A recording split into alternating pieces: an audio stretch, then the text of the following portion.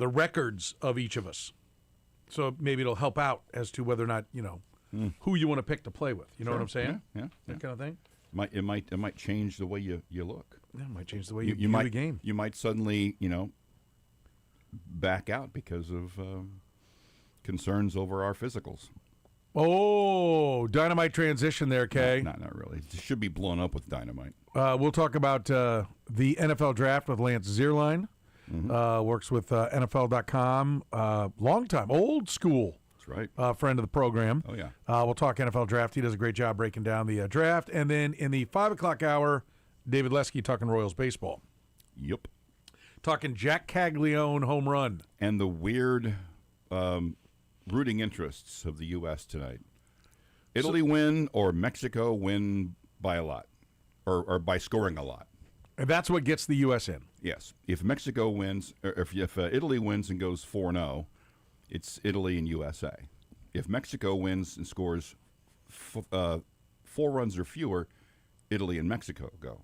If Mexico wins and scores 5 runs or more, USA and Mexico go. Can I just tell you, first of all, what a dunce you got to be to not, either arrogant or just a dunce, to not know what the rules are to advance? Yes. And then secondarily, can I just say I think, and this may be true, Bryce Harper's comments about the Olympics being the bigger deal than the World Baseball Classic. Do you know anything about timing? Like, I think that may be true for the American players. I don't think it's necessarily true for the rest of the world. Yeah. Right? Because look at Team DR. They're going nuts. Yes. And they also have grown up on where the most important sporting event in the world is the World Cup. Right. Right? It's soccer's World Cup. The Olympics are cute, but the tournament of soccer, the moment where soccer's best come together and the one that everybody wants, the gold medal in the Olympics, they won it. There's no doubt they won it. But the rest of the world, the World Cup is the biggest sporting event in the world. And by the way, it's going to be here in Kansas City, I'll remind you. But it is, like, I think the World Baseball Classic is obviously modeled after the World Cup. That's what they're trying to do. The format is almost exactly the same, right? And so I believe for the teams in Latin America and around the world, this would be a bigger accomplishment because it's just baseball. It's not like, hey, we got everything going on, and over here in the corner is baseball. Yeah. That's how soccer, that's why the World Cup is bigger in soccer than it is, is bigger to soccer fans than the Olympics are. Because it's just soccer. We're 100% focused on soccer. Not like we got windsurfing, and that counts for as many medals as soccer does. They're like, no, it doesn't. Yeah. But in a medal count, a team gold medal in soccer counts as 1 gold medal. And literally, there are gold medals given for things. There was a gold medal given for breakdancing. Mm-hmm. On the overall medal board, it counted as much as winning the gold medal in soccer. They do not view an Olympic medal as big a deal as the World Cup is. And I believe that view is what the rest of the world has. So when you lose, and after losing, your response is, oh, we don't really care. You could not be a bigger horse's ass. Oh, I didn't really try. I mean, how many, you get it? We're wearing all the garb. We're wearing a Stars and Stripes headband. We're talking about what it means in interviews to have the American flag over your heart. We're saying all the right things. Oh, we lost? We don't really care. Well, make up your mind, dude. I mean, I would think if you show up and you're going to play against others, not all of them, but many of the other players are from your league, the best baseball league in the world, have some pride. You damn well better want to win. Because I think probably Bryce Harper's right that for most Americans, the Olympics is a bigger deal. I don't think that will be that way forever, no. Especially if the Americans don't advance, and it's yet another time. Was winning a gold medal in hockey at the Olympics a big deal this year? Yeah, it was. And that's more important than the World Championships, which those guys compete in as well. It is, in America, the biggest thing going. But as Latino players in your locker room, in your clubhouse, tell you, yeah, but you didn't win. We won.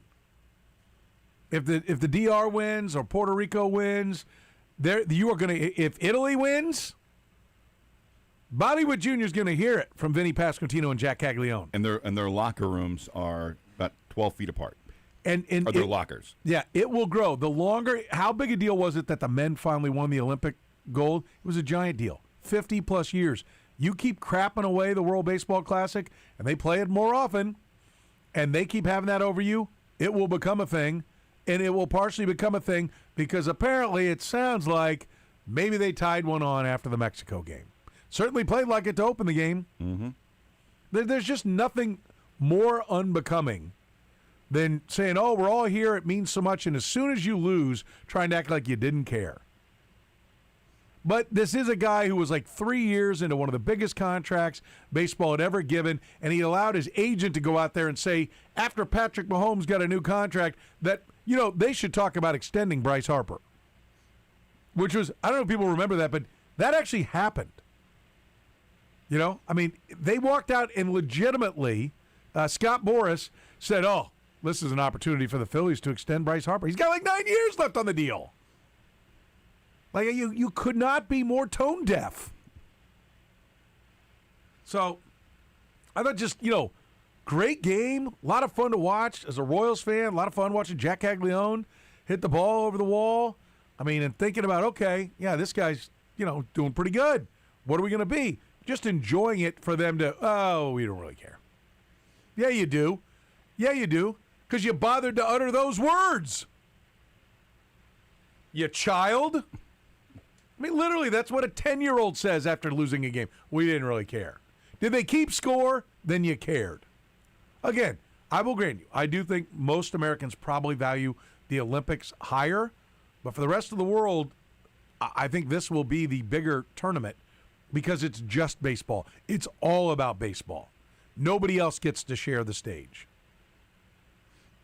So, the fact that the manager didn't know what it takes to advance, the fact that MLB had that out there and then took it off their website and That's then correct, yeah. put it on their YouTube channel And made their that YouTube video private. Yeah. Come on. Everyone saw it. Everyone's heard it.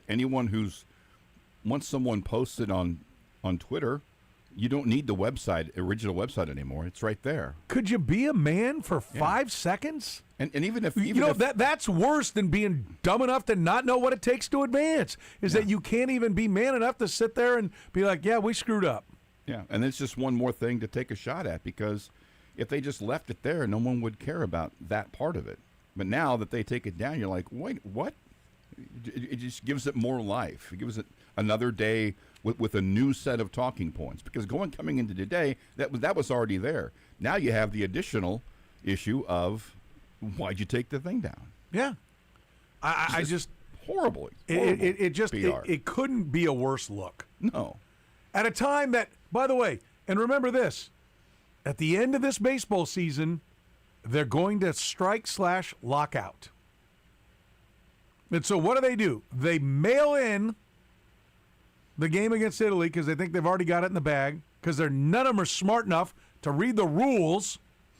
Well, if the manager doesn't know, the players probably don't know. I know, but and I'm not completely buying the idea.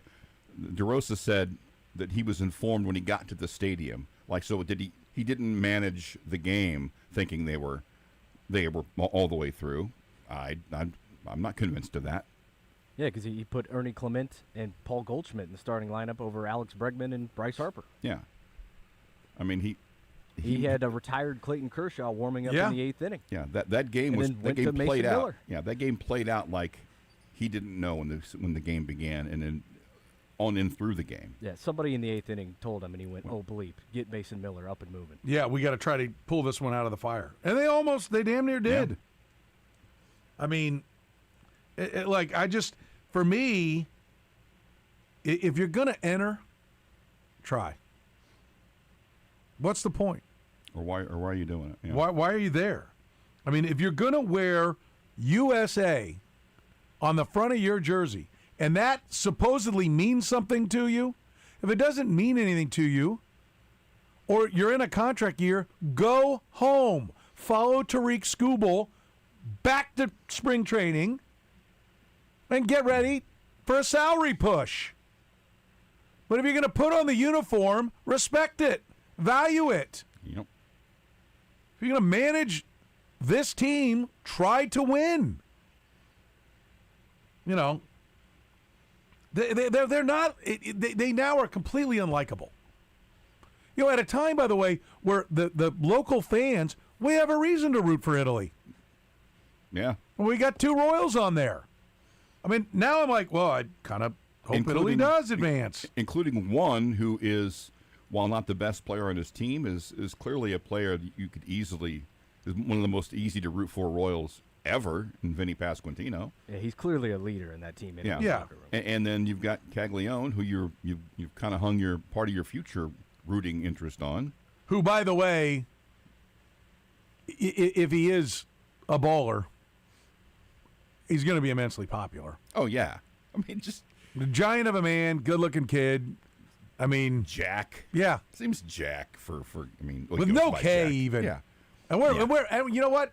Not even saying the second N or the first N. Yeah. I mean, it's even like a name that's like, Yeah.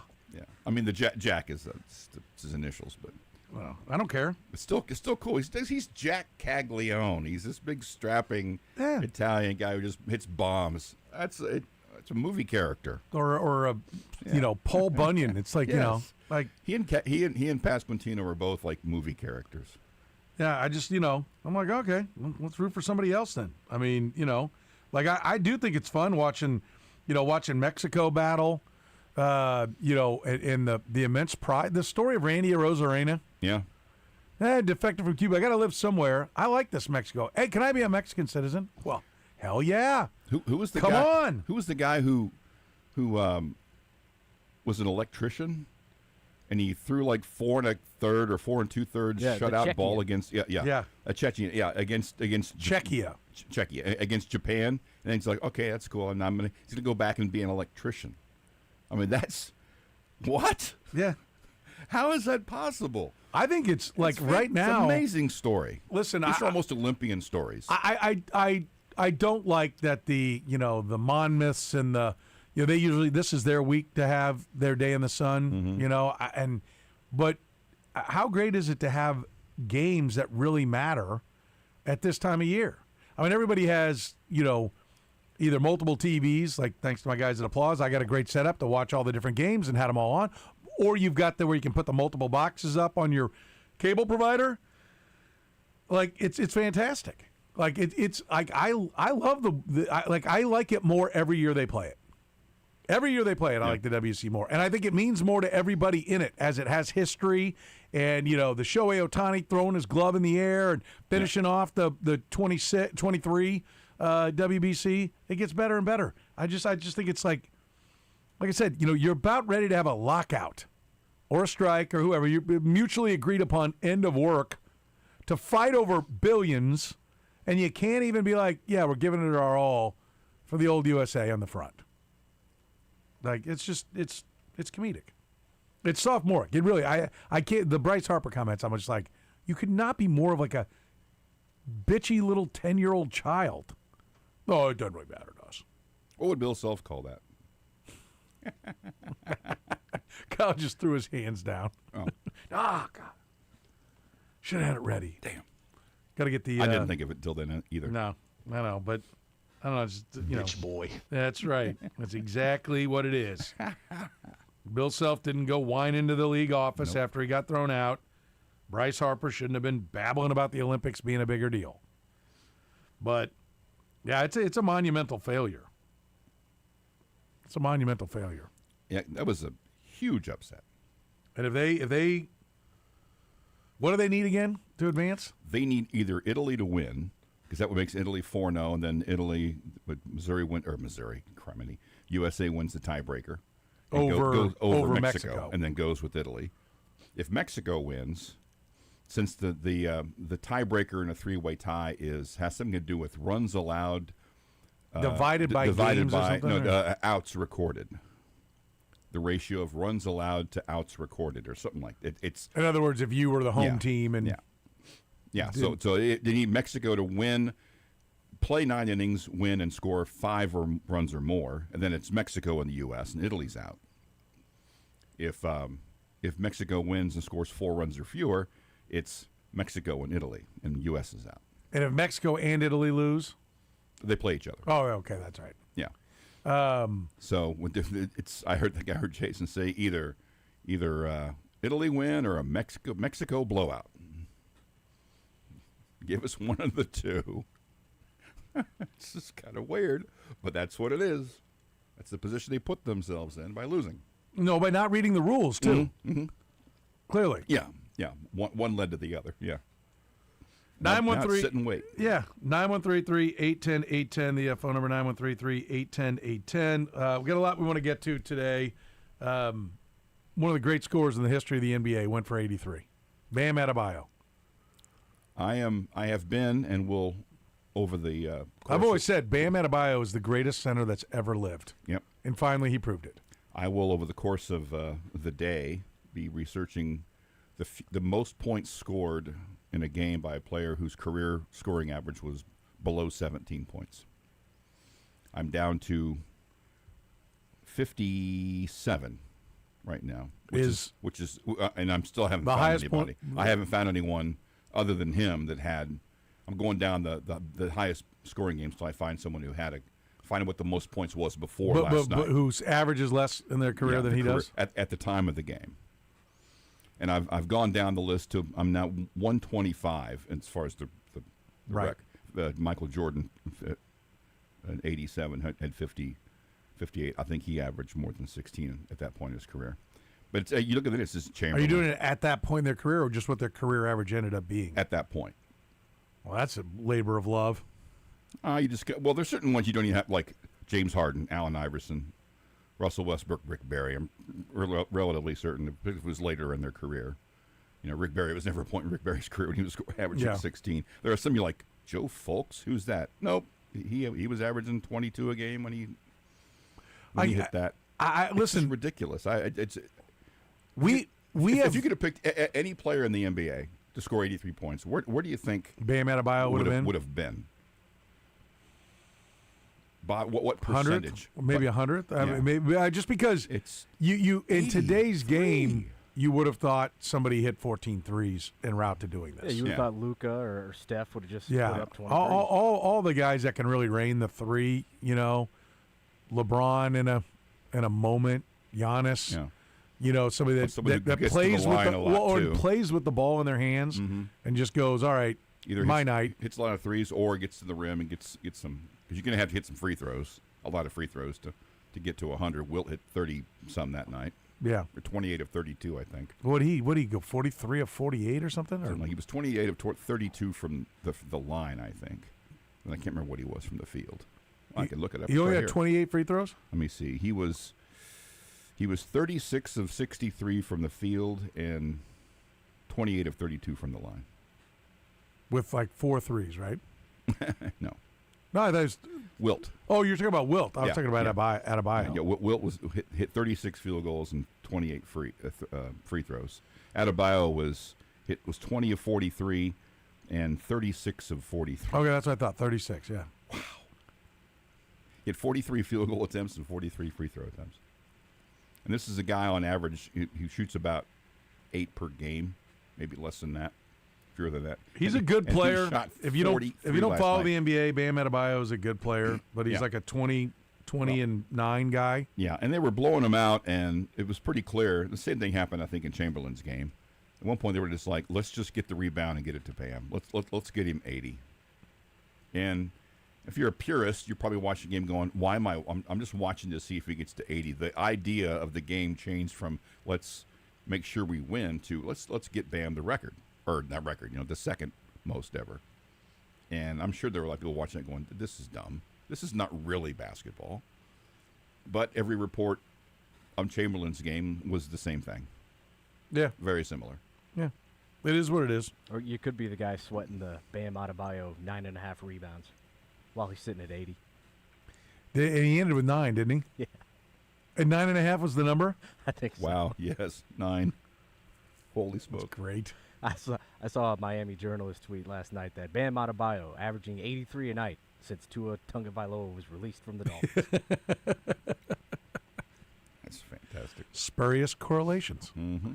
913-381-0810. We'll take your phone calls, 913-810-810. A lot coming your way today. We'll take your calls. Chiefs, Royals, Sporting, K-State, KUMU, always a topic here in the program. The program with Soren Petro. Weekdays from 2 to 6 on Sports Radio 810 WHB. All right, listen up. If you want the very latest when it comes to smart home technology, in-home theaters, would you like to be able to watch TV outside? How about have sound all around your patio? Do you have a pool? You could have sound all around your pool as well. How about rocket-fast Wi-Fi outside, inside, all over your house? How about all over your office? That's right, smart home technologies, not just for the home anymore. More and more. Applause Custom Sight and Sound is doing their great work at offices that want to have, a great presentation, televisions that maybe are displaying the message you want when your customers come in, when your clients come in, plus integrating everybody to be as effective as possible in the workforce. How about a conference room where you can conference in anybody in the world right there and have them be a part of the meeting? Plus, Custom Sight and Sound is on the cutting edge of technology. They're also the very best when it comes to craftsmanship. That's why I remind people. I've had some people say, well, I'd love to have, setup you got, but my house is already done. It doesn't matter.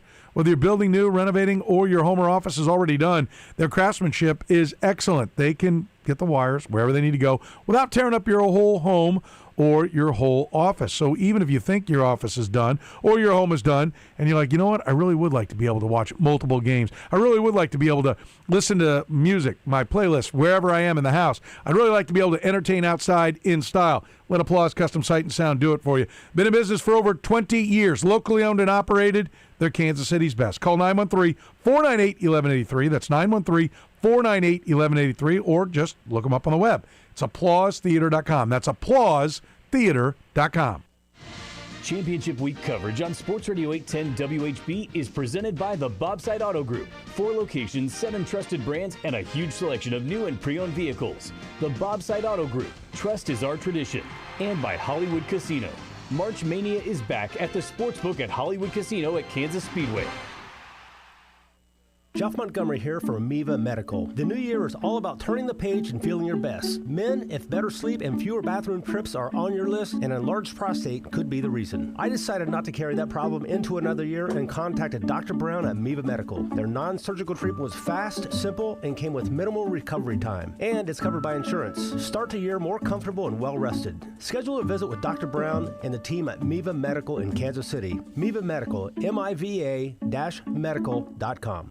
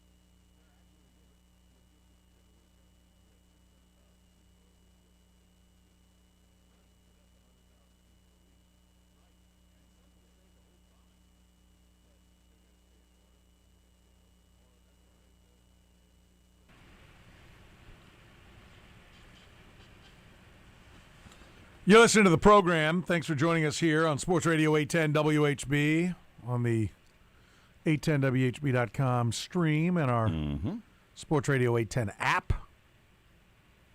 Lots of different ways to consume the program. If you're catching us later today on the podcast, Yeah. appreciate it. Thank you. Thank you for weather's probably about the same as it now. When you're listening as it is right now, because it's not going to change for a few hours. Oh, is that right? It's just going to be like this almost all day.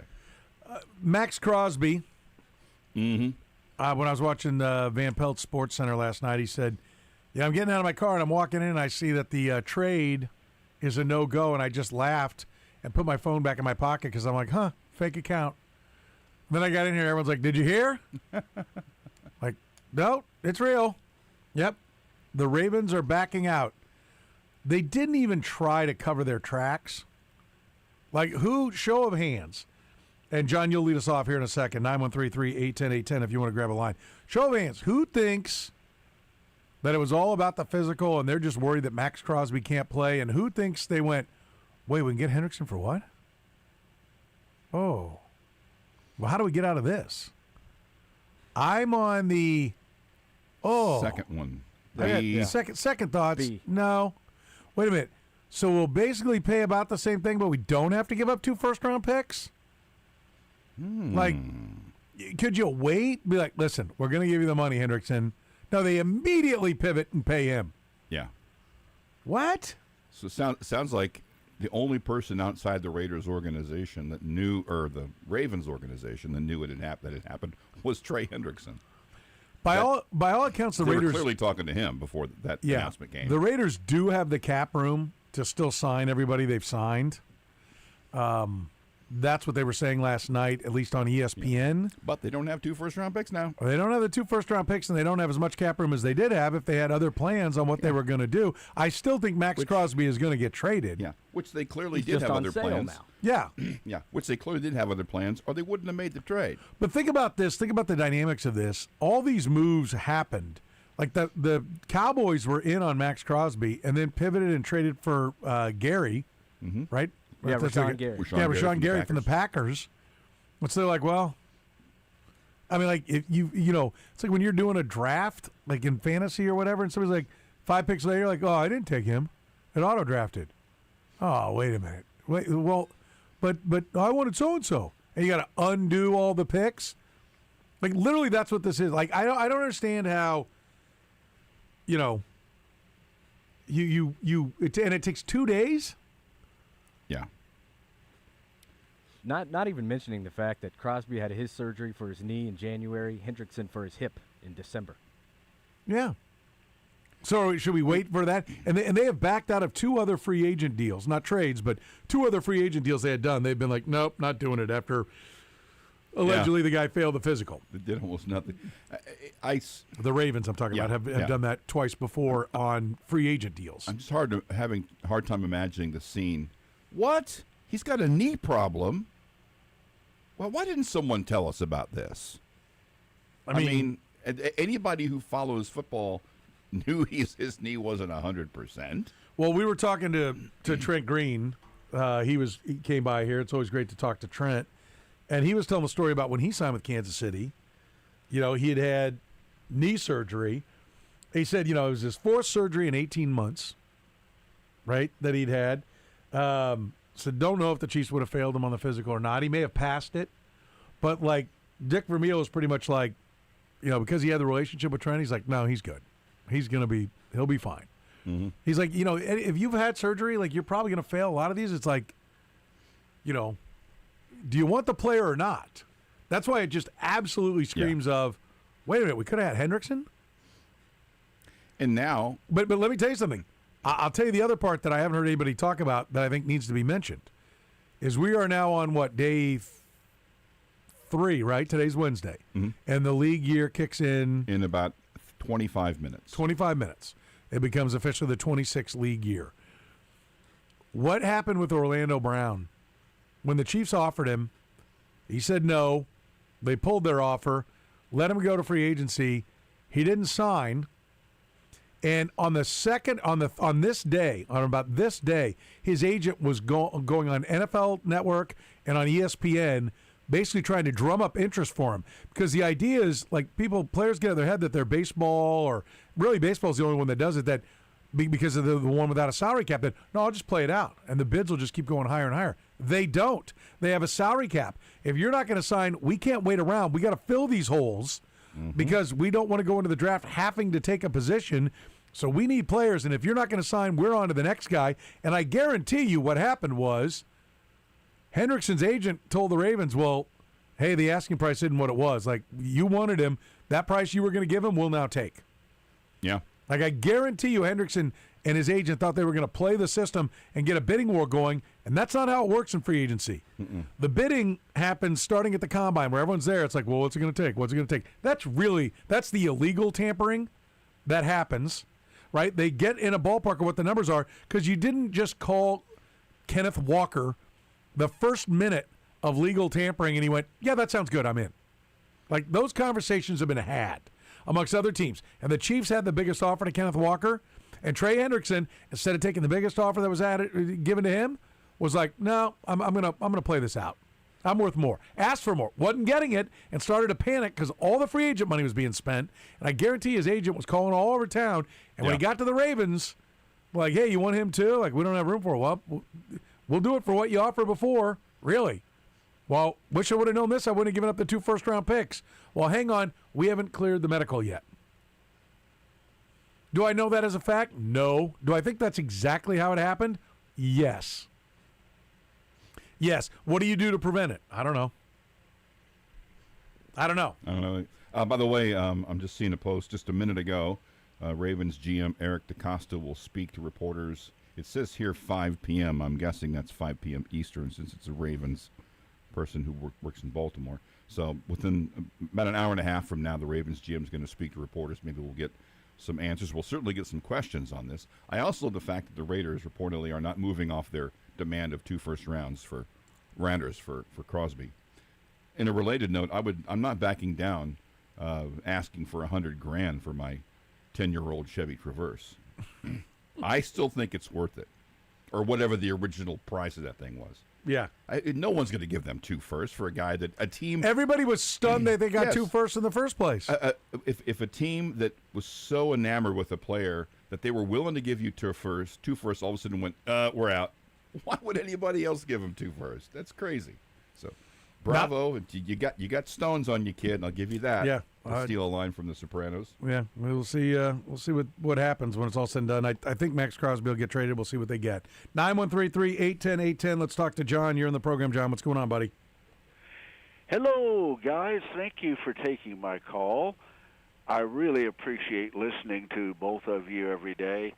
God willing, I'll turn 80 years old. Good for you. From now. And I was in my senior year of high school when the Chiefs became the Chiefs. And I've been a season ticket holder, until I got so old I couldn't walk. Okay. But, hey, guys, I was talking to a dear friend of mine the other night, and we had season tickets together for years. And he said, I sure hope Kareem Hunt fits into the Kansas City Chiefs' plans this year. Do you see that happening? I think if he'll play for the league minimum, yes. I mean, I think they need another running back. I don't if he warrants getting more than the league minimum. I think from a team that could really use a goal line guy and a veteran guy. Cheat code on short yardage. Yeah, I mean, especially if they're going to run more under center runs this year. But the Lions signed Isaiah Pacheco. They were like, oh, they got Pacheco to replace David Montgomery. He signed for $1.8 million. That's like the league minimum for that stage of a veteran is $1.5 million. So they barely signed Pacheco for more than the league minimum. And the Chiefs had one of the worst rushing attacks. Now I think part of it's schematic. Like, it's great that they have Kenneth Walker, but they need to run a different way if they're going to be successful. But yeah, if you like what Kareem Hunt has given your locker room and he's willing to play for the league minimum, then yes. But would I give more than the league minimum for Kareem Hunt at this point? No. I think if you'll play more downhill, you should be able to get first downs, and one to go in a lot of ways without having to have Kareem Hunt back. I really appreciate both of you. You have tremendous analytical abilities. You're highly intelligent, and you got tremendous memories, and I really envy both of you. Well, thank you, John. I appreciate that. Don't be a stranger. Thanks. Give us a call again. Thanks, Uncle John. The only thing I would say is Kareem Hunt, I think, converted 3rd and 1 and 4th and 1 more often than the Philadelphia tush push last year. He did. He had a higher percentage. He did. So I mean, he is, like Kurtis called him, the cheat code for the short yardage. I mean that. But the question is, can you carry a roster spot just for that? And can you get 90% of that from Kenneth Walker, right? And have him be a guy that can do all the other things. That's what they've got to weigh. I sure hope they re-sign Kareem Hunt. I really do. And thank you, gentlemen. You're a joy to listen to every afternoon. I really appreciate it. All right, thank you, John. I appreciate those kind words and appreciate the phone call. Made my day. Yeah, absolutely. Absolutely. 913-810-810, the phone number, 913-810-810. They have to get another running back. Yeah. Because they don't have another running back. Right.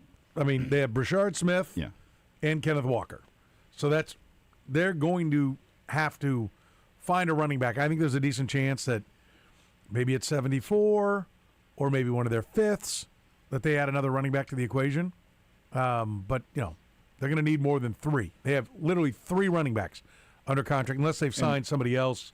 No, that was like a practice squad guy last year or something along those lines. 74 is a good spot, although this is not a lot of deep for super high quality backs. I think there's some, you can still find a back that can help you out. It's kind of a compliment to Walker at 74. I know John would like Kareem Hunt back. I'd be surprised if he is back.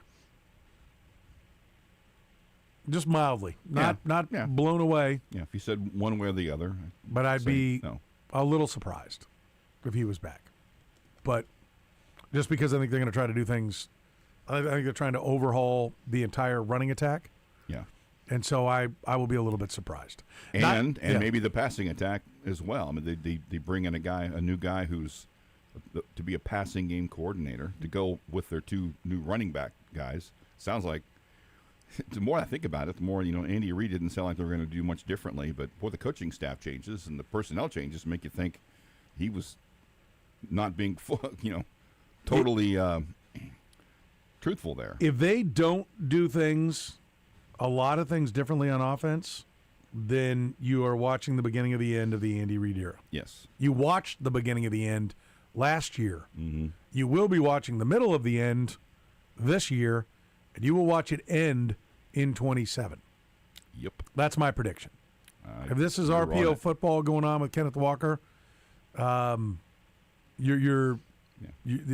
Andy Reid is not searching for answers. He's thinking just because he says it makes it so, and it's the beginning of the end. To me, the biggest point, the Walker signing is the most significant data point that they're going to do something differently. I just can't imagine you greenlight $15 million a year, what could be up to $15 million a year for a guy, and then you're just going to run, 1, an offense that doesn't play to his specialties, and 2, an offense he hasn't run. Why would you do that? That's why I think we're going to see something different. I think you're going to see Patrick Mahomes under center a lot more.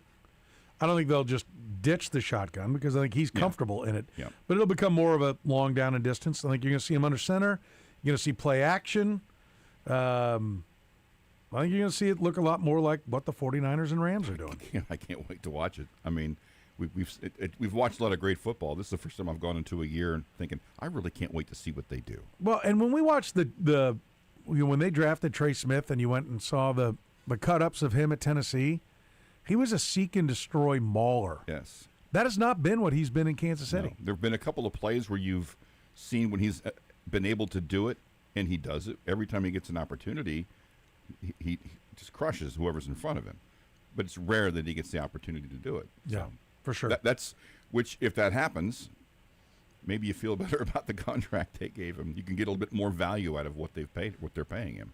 913-810-810. More of your phone calls next here in the program. The program with Soren Petro. Come on, you commie percent. Let's play some football. Weekdays from 2 to 6 on Sports Radio 810 WHB. You know, there's a little phenomenon going in the plumbing business. It's basically where you have a name on a plumbing company that's been the name that it's been for years, but actually the company that owns it, the people that own it and run it, aren't here in Kansas City anymore. It's not the people that started the company. That is not the case with the Plumbing Pro. Steve is right here. He lives here. He works here. He's at the Plumbing Pro. He even coaches. He's a part of the community right here in Kansas City, along with everybody else that works at the Plumbing Pro. Since 1980, they have been solving all plumbing problems. They do everything from sewer, septic, drain, installation, repairs, you name it. The guys at the Plumbing Pro are so good that they even do the underground sewer or water lines replaced. If you've got a problem like that, ask about the low-impact pipe bursting. Basically what it is it allows you to save your driving. You know, those pipes go all the way out to the street. You hear everybody talking about, oh, my God, we had to tear everything up, had to cut into the driveway. They can basically thread the new pipe inside the old pipe. It breaks the old pipe, and you've got a new state-of-the-art pipe that will last forever, right? Now, I don't want to say forever, but years and years and years, right? It's a much simpler way, and it saves you a lot of money. They're experts in that. Not every plumbing company can do that kind of thing. And if you do have to get in and get the backhoes out and dig things up because it's a big septic tank or whatever you're doing, the Plumbing Pro does that as well. Like I said, since 1980, they have been solving plumbing problems all over Kansas City. The one to know is the Plumbing Pro, no matter what you need, even if it's a tub and shower. I call the Plumbing Pro. In fact, we met. We're getting the plan together for replacing a tub and shower at my mom's house. They are absolutely fantastic at everything they do, and they're right here in Kansas City, locally owned and operated. Listen, everyone takes their plumbing for granted, but when it doesn't work, when you can't flush, when you can't shower, when you can't do a load of laundry, you're going to hear about it. You're going to need a plumber fast. That's why I call the Plumbing Pro. Plumbing problems solved with the Plumbing Pro. Call 816-763-8200 or go to their website, theplumbingpro.com. Remember, theplumbingpro.com. Remember, the one to know is the Plumbing Pro. At Shoal Creek Golf Course, it's more than just a round, it's the full experience. Play one of Missouri's top-rated public courses, then relax inside the stunning 11,000-square-foot clubhouse featuring the Players Grill, fireplace lounge, golf shop, and elegant event spaces. From corporate and charity outings to weddings and social events, Shoal Creek can host groups up to 200 guests. Home to multiple championship events in 2026. Shoal Creek Golf Course is where Kansas City comes to play. Schedule your tee time today by visiting ShoalCreekGolf.com. That's ShoalCreekGolf.com. Termites.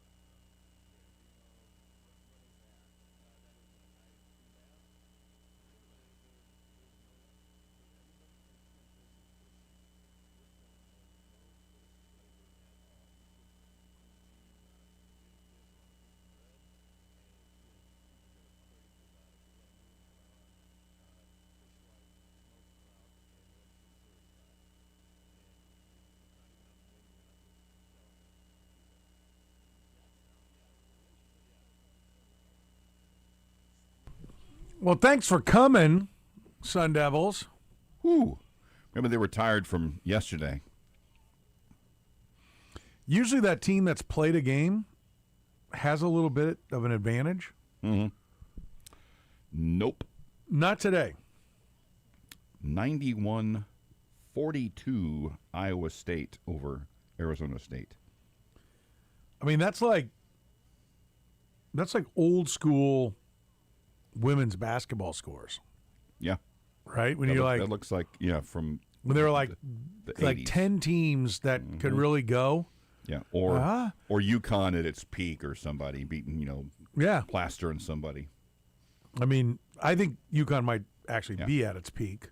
It's just there's real competition now. There's many That's true. teams that are legit now. Where before it'd be like, oh, UConn 96, Rutgers 29. Like what? Today's that 49-point win, the largest in Big 12 tournament history. I'll reserve the answer for a little later in the 3 o'clock hour, because that's my end of the hour question. It is the biggest. It is the largest So by 6 points. So who'd they break? That will be the question. That'll be the question. So study up, people. Yes, it's the third 40-point. I think it's the third or the fourth 40-point win in history. AJ DeBanza went for 40. 40. I'm assuming a bunch of the writers who didn't vote for him for the Big 12 Player of the Year were in attendance to watch. Mm-hmm. How did he not win Player of the Year? I don't know. What's funny is almost every person I've heard from who covers the Big 12 is like, how did he not win? I'm like, you should be asking don't ask me that. Ask the guys you're at the games with. We all expected Iowa State to win this game, but now we can relax. Now you're free to drive north on 35? Mm-hmm. Because there will not be a caravan Yes. of angry Cyclone fans going north just yet. No. They'll get Texas Tech tomorrow at 11:30 in the quarterfinals. On the SEC side, Missouri now knows who they'll play tomorrow. They'll play Kentucky, who knocked off LSU in the first game of the SEC tournament. Also, they'll play at 11:30 tomorrow as well. Arizona State almost got doubled up by Bam Adebayo. That's right. They did. That's funny. Just about. That's kind of ridiculous. Oh, boy. Yeah, but Arizona State. Yikes. Can you win at Arizona State? Do you think anybody's going to go there and Probably not. and win? It's fun. I was watching that when I was watching the Kansas game out there, and obviously things were going well for them, so the atmosphere was a little more hyped. It seemed like it might be kind of a fun place to play if they were, if they had any chance of being good. But they just don't. I just remember looking at the stands going, my God, everybody's already sunburned. Settle down, people. Let's talk a little K-State hoops. Scary's dad is back. All right. What's up, buddy? How are you? I'm good. How are you? Good, man. What's on your mind? This K-State head coaching basketball search. Yes. How come nobody has thought about Frank Martin? It's probably because it didn't end well at South Carolina. I don't know. How is he doing? Is he still at UMass? I don't even think he's at UMass. I don't know, but I mean, the guy that he got sideways with is gone, right? Yes. Oh yeah. He's gone. He's the Wake Forest athletic director now. Let me see where Frank is. I'm thinking he may not even be. He says he's still there. Still at UMass? Yeah. Okay. It's still at UMass. This year, at one point they obviously haven't updated this. They were 15-9 and 6-6 in the league. So, they're in the MAC, by the way. He really seemed to love K-State. He did. I mean, I listen. If you brought him back, I'd be intrigued by what he would do, and I appreciate the call, buddy. Thank you. I hadn't given it any thought. I don't know that he'd want to come back. Probably not. I don't know though. UMass. I mean, he went to UMass when they were in the Atlantic 10, and now they're playing in the MAC. I don't know. It'd be intriguing. Very much so. Very much so. Love the interviews. Always like talking to him. Think he's a good guy. Clearly a character on the sideline. Ever heard of that, Stan? We need a contestant after we get done with our end of the hour question. We come back next. We'll play the feud.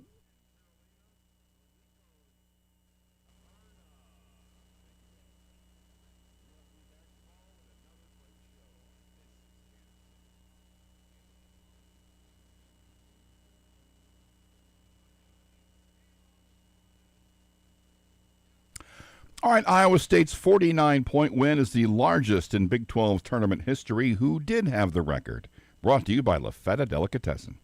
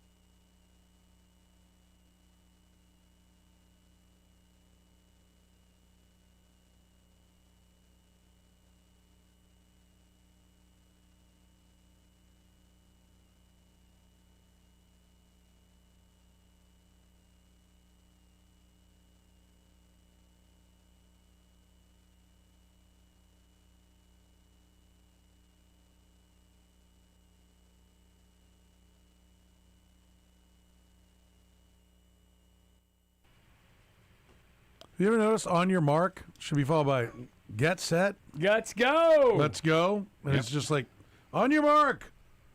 See ya. I said, let's start the feud. I don't know.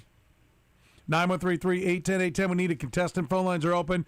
913-381-810-810. For playing, you get a $25 gift card to Nick and Jake's. If you win, Nick and Jake will bump it up to a $40 Both of them. gift card. They're going to kick in $7.50 each. Yeah. That's a heck of a prize. Oh, yeah. That is a worthwhile effort. Damn straight. And all you got to do is play the feud. 913-381-810-810. Todd Lebo joins us here in the program. How are you, Todd? Great. We had the sun for a second, kind of behind a cloud. It's coming back out. I got home last night from covering the K-State game. I did not stay for the Oklahoma State-Colorado game. You didn't? I did not. Well, Mick Schaefer's upset. No, I think he left too. He may have stayed. I don't know. I saw him down there. But drove through a little bit of rain, got home, and then the rain was coming or whatever. And I got in my house, and it was 79 degrees. And I immediately turned the air conditioner on because it was very hot yesterday. Yep. And then I got upstairs. My wife was asleep. I'm like, how are you even alive? How'd you not? She was like, she had the ceiling fan on. She goes, well, it felt a little hot. I said, yeah, I'm not living like this. Yes. I'm turning this thing on. Let's go here because it was so hot. And then, then it got a little cooler outside. The cool front was coming. It was just like it was a sweat box. Yeah. And is that the earliest you've ever turned the AC on? I think it probably am not is for scared of doing that. I will, if they get a hot day in February for a couple days in a row, I might do it. But this is probably happy birthday to my dad, by the way, February 11th. Yes, very nice. But February, or not February, March 11th. March 10th, probably about as early as you can go. And I'm a little bit disappointed because I have not cut my grass yet this year, and I need to cut it. And my across the street neighbor texted me last night, and he said, gotcha. I mowed my grass today, and I'm the first one who's done it now. That's not a good plan. And because once the first mow goes, that's it. There's no going back. But I need to. But if you just wait it out, it doesn't grow that fast. It is. I need it, and I'm like, I'm down here working at the tournament. You got me because I was gonna mow. I would love to have mowed yesterday. And then now it rained, and now I get home. It's going to be dark tonight. I don't know if I'm going to get it done. And I'm going to be way behind. This is the kind of stuff that really gets to me. I've been calling this the week of months. Oh, we had it all here, yeah. Monday was April. Yeah. Yesterday was May or June. Today, October. This morning, at least, it was. We will have. And tomorrow, back to March. There again. will be a day in July or August. It's cooler than we had yesterday, probably. Like one weirdo day will show up. Oh, definitely in August. You get to the end of August, yeah. Where was I yesterday? I went down to the thing. I left here at like 3. When you got here, I had not been outside. When you got here before the show, you were talking about how hot it was. Yeah. And then when I got in my car at like 3-something to go down to the tournament, I was like, good God almighty. Yeah. It was, literally reading 80-something on the car. You're doing steering wheel warmer one day. And then put the cool seats on the next. Yeah, the cool seats on the next. We have a contestant. That contestant has a name. It's Steve. Steve, you no doubt have heard the feud. You have a choice to make. Will you play with Kurtis? Will you play with Todd? Or will you play with me? I'll take you. All right. It's going to be me and Steve. You want to go first or second, Steve? I'll go second. Okay. Steve's going to go second. I will go first. What about the bald, the beautiful? How about you two? How's it going to go? I'll go first. Okay. So we've got me against Lebo, Kurtis against Steve. We are ready to play the feud, young Kyle. On your mark. Get set. Go. All right. Give me Soren. Give me Todd. 6 answers on the board. Past or present. Name me a Chiefs defensive coordinator. Petro. I'm going to go with Steve Spagnuolo. Buzz. There you go. I was like, oof. Correct. Number 1. Number 1. We're going to play, aren't we, Steve? Yes. Okay. You're up. Gunther. Gunther Cunningham. Number 2. Bill Cowher. Number 4. Oh, okay. Oh, man. This feels like 100 points, Kurtis.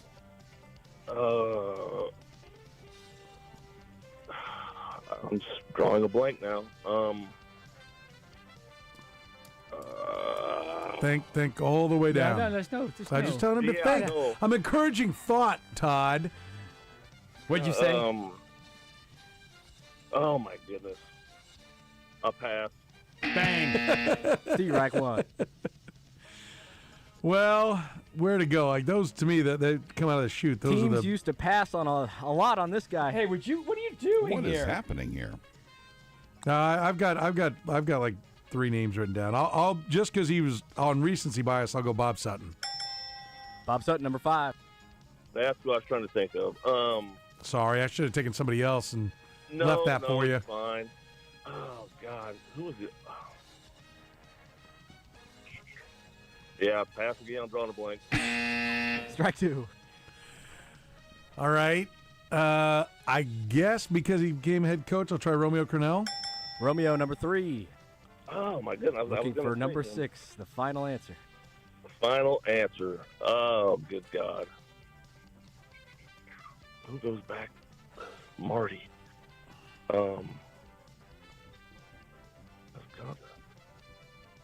Yeah, I got nothing. All right. That's the best golden sombrero we've ever had. He's honest. Pretty good, pretty good. We got 2 names. I had Dave Adolph. You'd like said Greg Robinson. I think Greg like that Robinson, I mean, because better. Recency bias as well. if it hadn't been for the 3 90-yard passes, they had some really good numbers in those games. And he begrudgingly got fired. Mm-hmm. So I'm gonna say Greg Robinson. All Damn right. it. Greg Robinson, the Oh. 6th and final, the full 100. I should have taken that. I had that and I had Adolph written down. Damn it. Well, yeah. If we're out of people after that, I don't know. Who was Romeo's defensive coordinator? Romeo's DC was Clancy Pendergast. He was Todd Haley's the first year. Then who was Maybe Romeo's? Romeo called it He himself. might have been his I don't own. know. Well, he Some was, guy. but he still had a Had to- guy who Someone's had a got a title. name. Yeah. Kind of like I all these remember. offensive coordinators Andy has. And someone's got a title. Clancy. I didn't think Pendergast. Clancy Pendergast was going to make it. But Sounds like an old-time mayor. How many they of some get? Big town. Hundy. All. whatever. Clancy That's it. We got a Pendergast. Curtis bet Whatever. on. That's no problem. We'll come back. That's all right. That's all Yeah, right. dude, I'm I'm making it next, interesting. So you know I'm going to lose the jump. That's right. That's right. All right, real quick, Steve, let's test your buzzer. Steve. There it There is. it is. All right, give me Steve and give me Curtis. 7 answers on the board. Past or present, name me a Royals base coach. Curtis. K-Dog. Mike Jerschley. Jersh is number 2. The one time I get in this game, and I don't know anything. Uh-oh. God. I don't Wally Joyner. Who knows? Strike 1. Good name. This is so wild on this one. I don't even know if I want to play this. Do you want to play this? How many names do you have written down? I have a few. Oh, 7 You got total. a few? Okay. Well, let's play then. Do I have to go now? Yeah. Rusty Kuntz. Oh, damn you. Number 1. I'm going to go Tom Gamboa. This guy was This tacked. twice he's been buzzard, and Yeah. it was the most infamous thing that's happened to a base coach. Strike 1. Except for the one that died. No, on the Royals base Oh. coaches. God, this Oh, stinks boy. now. You said you have a lot of guys written down? I didn't have a lot, but I'm thinking I they're don't. gonna I'm come thinking to of me. old guys back in the day, but I don't know about these people. One of them now, isn't Dave Hollins one now? Probably a buzz, but Hollins. Damon Oh, Hollins. all right. Number 4. Wow. Okay.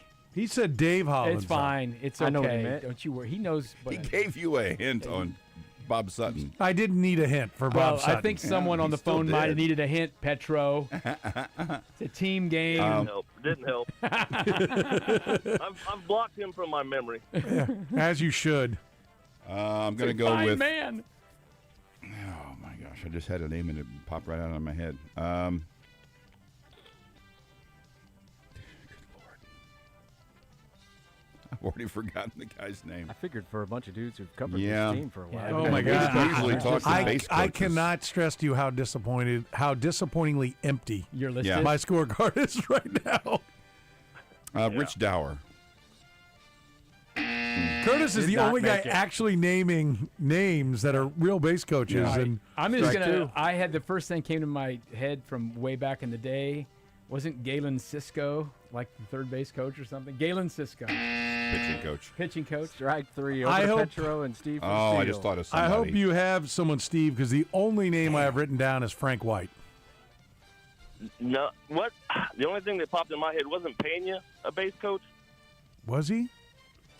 I don't think so. I don't know. Who was the guy who did not send Alex Gordon in Game 7? Jersh. Oh, that was Jersley? Yeah. Yeah. Okay. I think we have. Yeah. I like Frank White then. All right, we'll try Frank White. He was one. No. Frank White, number 5. What we get, 95? That we get is 95? 75. Oh, I'll Lee take May, 75. I think, might have been there. Most votes Frank's gotten in a while. Chuck Hiller, Steve Boros. Chuck Hiller, yeah. Lee Steve May. Boros. Who else on the list? The ones you missed. Number 3, Vance Wilson. Oh, number Vance. 6, He's the Luis guy written out. Silverio. Luis. Oh, yeah. I'll Number take your word 7, for it. Mitch Meyer. Mitch Meyer, you He doofus. was. Me, doofus. You doofus. You didn't have him doofus. written down. You do. We just grabbed Doofus 75 you. points. You're the doofus. You're the That's doofus. way too many points for that. Size of a small grape is what it is. Or peanut M&M. Yeah, peanut M&M. All right, back to Soren and Todd. All right. 7 answers on the board. Name a game show host. Lebo. Chuck Woolery. Really? Well, that's you went old school on that I one. did. It's first thing came to my mind. Alex Trebek. Number 2, pass or play. We got to play, don't we, Steve? We don't want to try to steal this, do we? Yeah. We'll play. Okay. Bob Barker. Number good, 4. Good. Oh my God. So what name? How'd you phrase it? Name a game show host. Alex Trebek, number 2, and Bob Barker, number 4, are off the board. So number 1 is still out there. It is, yeah. Give him some hints or something. Okay. All right, I'm trying to think. Oh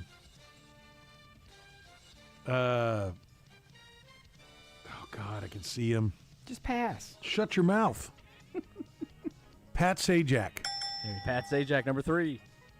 Recently retired. Is he what did he host? Wheel of Fortune. Wheel of Fortune. Okay, that's what I thought. Drew Carey. There you go. I was trying to think of Drew him. Carey, Damn number it! Now I'm 7. empty.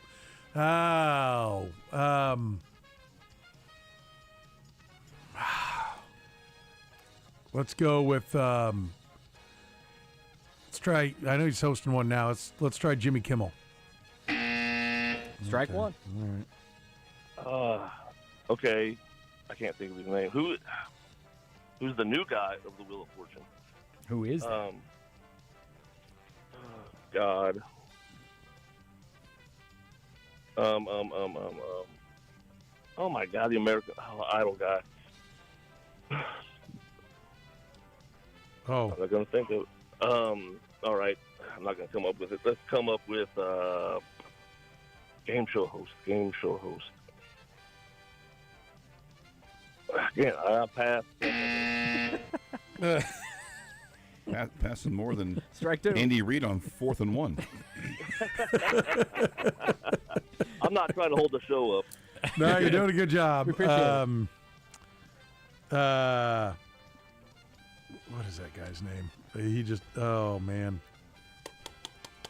I've got 4 names down top. I got a lot. Any of them I are- don't. if any of them are any good or I not. know. You know. This is all over the board on this. Well, strike again, count. I don't think they're saying any of the new guys, but Martin Short was hosting one of the match game things. So, all right. Steve, Reich 3. All right, Over well, to Todd Ken and Curtis. Jennings is doing Yeah. Jeopardy now. He's thinking of Ryan Seacrest hosts Wheel. And I just occurred to me, the guy who hosted the show we're basing this after, Richard Dawson. Regis Philbin. This is a brand new idea, never been done before in the history of the and Peter Marshall. Wink Martindale was the guy everyone loved. And Gene Rayburn was the match game guy. Right. I hated Wink Martindale. Hated him with You a didn't passion. like Wink? I don't know. Oh, good defensive coordinator. He said he's Good, not everyone great. loved him. I was like, oh. I think you loved him. Tic Tac Doe? FYI, No, that was a different guy. We Who's are a looking Tic Tac for Doe? 1, 5, I mean, and 6. I think we should as 1. 1, 5, and 6. I mean, if Alex Trebek was 2, Ken Jennings is probably 1. He's been doing that for a while now. But I'll stand with whatever you want to say. I'm going to say. Also, Tom Bergeron was in there as well. But I'm going to say. Ooh, I'd go with him. Regis Philbin. Yeah. Damn it. I was trying to think. I couldn't remember his name. Number 6. Oh my God! Wow. That is going That's to your be. final answer? That's going to be 80. Horrible. How many points? Who was number 1? Number 1, Steve Harvey. Steve Harvey. yeah. That's My It's word. the new feud. Oh my goodness. Number 5, Wink Martindale. Wink. Wink. Nice. You know why, Petro? Everybody loved him. Was Regis number 1? No, he was Regis six. was number 6. Who was one? Steve Harvey. Steve Harvey. Steve Harvey. Okay. He is funny on the Feud. That's where he was hosting a Feud when Nate's family went there and failed. Because Nate was on the team. He blames his mother. It's her fault at the end. Really? Yeah, it really was her fault. Go back and watch the tape. Nate watches it every night, I heard. Me might. Yeah. All right. Give me Kurtis and give me Steve. We got 6 answers on the board this time. Name me a good soda. Curtis. K-Dog. Dr. Pepper. Deuce Tray, number 1. Oh, damn it. What? Oh, my God. He's called that Deuce Tray. Deuce Tray. 23 flavors. True. Well, Deuce Tray. that's number 1. We're playing. Yeah. You know, I'm soda free. But my family would You're disown me hair-free, too. if I didn't say Diet Coke. Coke, number 2. Oh, that So, counts all of them? so the diets are not separate? That's right. Okay. Oh, well, this is easy then. Pepsi. Number 3. We just hit the big ones there, didn't we? How many answers are there? Got 3 left. 4, 5, and 6. Mountain Dew. Mountain Dew, number 4. Sprite. Oh, Did you not stupid make it. ass. Strike 1. Wow. So you're saying all the Cokes, all the Dr. Peppers, all the Pepsis, all the Dews. Can I just say root beer? Root beer, number 5. Wow. I'll try the other Uncola. 7-Up? Nope. They don't like the Strike clear 2. ones. Apparently not. Oh, wow. Kind of. In my mind, I'm looking at the fountain wall at Quick Trip. Not remembering anything, but... So, I will say this. This was a major development last night at the Big 12. Generally, you know, they're a Dr. Pepper kind of thing, and you get this weird bunch of pops down there because they don't really have a family. So you'll get all kinds of weird pops. It's all Coke products in the cooler down there at the Big 12. First time, it says, I don't know when. I don't know what's going on. It was wild, though. Is there a point to this? I'm trying to think of all the weird things that are in the cooler before, and one of them that's generally in there, I'll try here, like the Sunkissed orange drink. Oh. Nailed it. Number 6, the What? full 100. Oh, my God. Boom. Horrible. Sun-kissed? Orange drink. I'm drinking up the good vibrations. Sun-kissed. Wow. Blame your followers. Bop, bop. You retweeted You it. retweeted this, Petro. This one's on you. That's Oh, bad. my God. I thought for sure it was going to be Mr. Pibb. So that's 100. That's what I had. That's right. Yeah. Full 100. So add these up. What's that end up being? Eat it, Todd. That's what it ends up being. No. That's not a number. 80. 280 to 75. Yeah. Wow, it's like Yeah. Iowa State, Where was Arizona the movie State. questions? Yeah, where's Yeah, the where movie are the question? movie questions? We specifically requested movie questions. Oh, yeah. Yeah. My fault. Yeah. Here's the thing. First question was, Steve, would you like $40 to Nick and Jake's? He said, no, I'll pass. Give me 25. Yeah. Hey, Soren. Yes. So I got you on the line. NFL overtime rules. I've been trying to tell somebody this. All right, lay it on me. Okay. Because we lost fast enough, we've got the time. Yeah, for sure. Yeah. That's why I threw the game. Yeah. You ought to give him the 40 just for that Okay. answer. You flip the coin. The team that gets the ball first score a field goal, score a touchdown, whatever. The other team gets the same amount of time it took them to score, whichever, to do the same or better. Ooh, I like that. I like That's that a lot. Interesting. So if they do it in 2 minutes and 20 seconds, you better get on your butt. and Yeah. Go. Right. Yeah. And so if you get a big return, you kick the field goal real fast. The Yeah. other team's only got 30 seconds to do it. I love it. Interesting. I love it. I think that's great. You know what, Steve? That's a look. You know what you just did? You just earned yourself the big gift card. Oh. Yes. Well, hey, Well done. talk to your buddies in the NFL and make it happen. All right, I like it. I'll run it by. We'll see if we during the offseason we got some downtime. I'll run that by Coach Reed or something. See what they get it into the competition committee conversation. I think that'd be great. Let me text RG real quick. It's some strategy into it now. I do. I like it. I like it a lot. I think that's a great idea. Hold on, Steve. Let's go. We're going to get some information. We're going to give you the big gift card. You're a winner. That's in good. my book. Winner of an idea. Todd Lebo, sun-kissed, does not deserve to knock you out of the $40 card. We won. Winner. So hold on, Steve. We'll get some information from you. And you are going to Nick and Jake's. 3 locations, both sides of the Metro. Nick and Jake's has got you covered. If you're looking for a great place to go watch and root for Italy or maybe lots of runs with Mexico? No. The proper quotient. Yes. Italy to win or Mexico to win by scoring 5 or more. Yes, Nick and Jake's would be a great spot to go there and try to figure all that out, I or think to that's maybe on watch the Big Tubi, 12. But you know what? Kevin Timmons will get that on for you. Is it on Tubi? I think it's on Tubi today. I don't even know what Tubi is. Sure, It has been moved to FS1. Oh, there we go. Oh, there you go. Because it's important. There you go. It's necessary. Enjoy great food on either side. Dine in, carry out, delivery. Nick and Jake's, Casey's home for great food and sports. You can see them online at nickandjakes.com.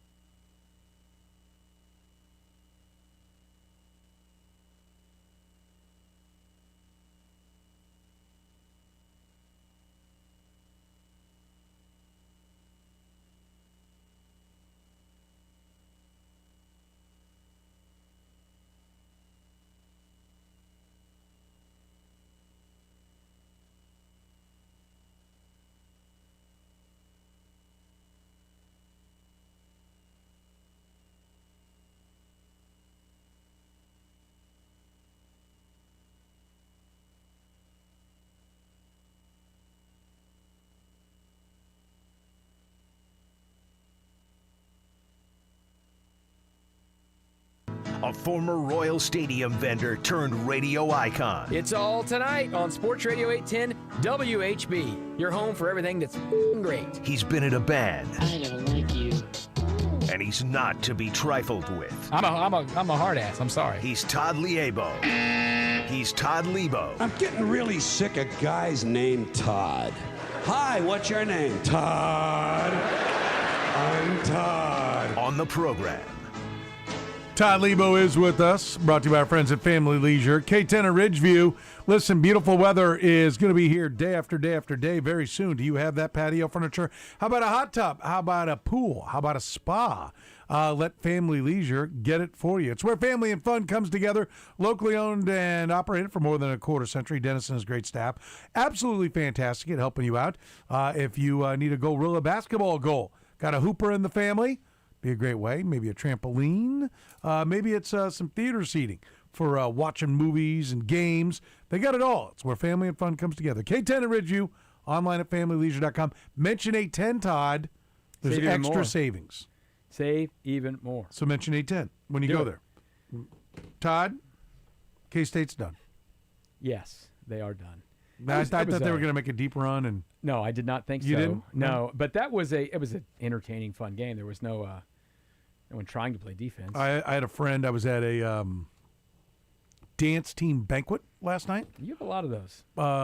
Well, yeah, there's a lot of functions, a lot of things that go with it. Yeah. This was not at your house. You'd have to clean up or anything. No, this was not. Which shockingly, we did not host a pre or post party on this because a lot of times that does happen. Yeah, you have to. But nope. A friend of mine, K-Stater, was all excited because they're making a little bit of a run. Mm-hmm. And then afterwards, the excitement quickly came to. Now what? When's that hail coming? What do we got going on? I was like, I don't know. 23 with 4 to go. I think you got to get down there, man. It was an entertaining game. Like I said, I wanted to go down there and cover the Cats because there's a lot of things going on with the program. But I also wanted to see A.J. Devanza with my eyes, playing a game. I did not get a chance to do that earlier this year. He's what you'd expect.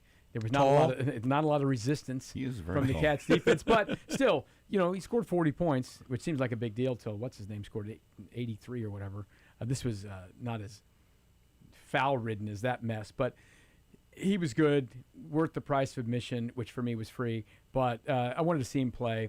And the Cats battled a little bit. P.J. Haggerty had a nice night. It was fun stuff. But BYU's a good team. I can't believe BYU was they were a top 10 team this year at one point. Now the 10 seed in this field because Saunders got hurt. And there's Iowa State right now is still 7th in the country and they're the 5 seed. Yes. This is a tough field. So BYU's a good team. Cats lost. It's been a star-crossed month, basically, that Tang got fired and Matthew Driscoll took the job over. They've won a couple of games, but they're just not very good. And I asked him on the podium. Who's him? Matthew Driscoll. Oh, I'm going to go Taylor first. Well, I was going to say. We'll do Gene Taylor first. We'll take him in order, Kyle. Unless I change my mind I forgot what I put on my list. And not tell you. I said pass. But Gene Taylor was there. Well, there's a shot at Steve out of nowhere. Hey, listen, he got an extra prize. But so his job now, and listen, I guess it's a search committee. Who knows? Whatever. I don't know how they're handling this whole thing. There's a committee involved.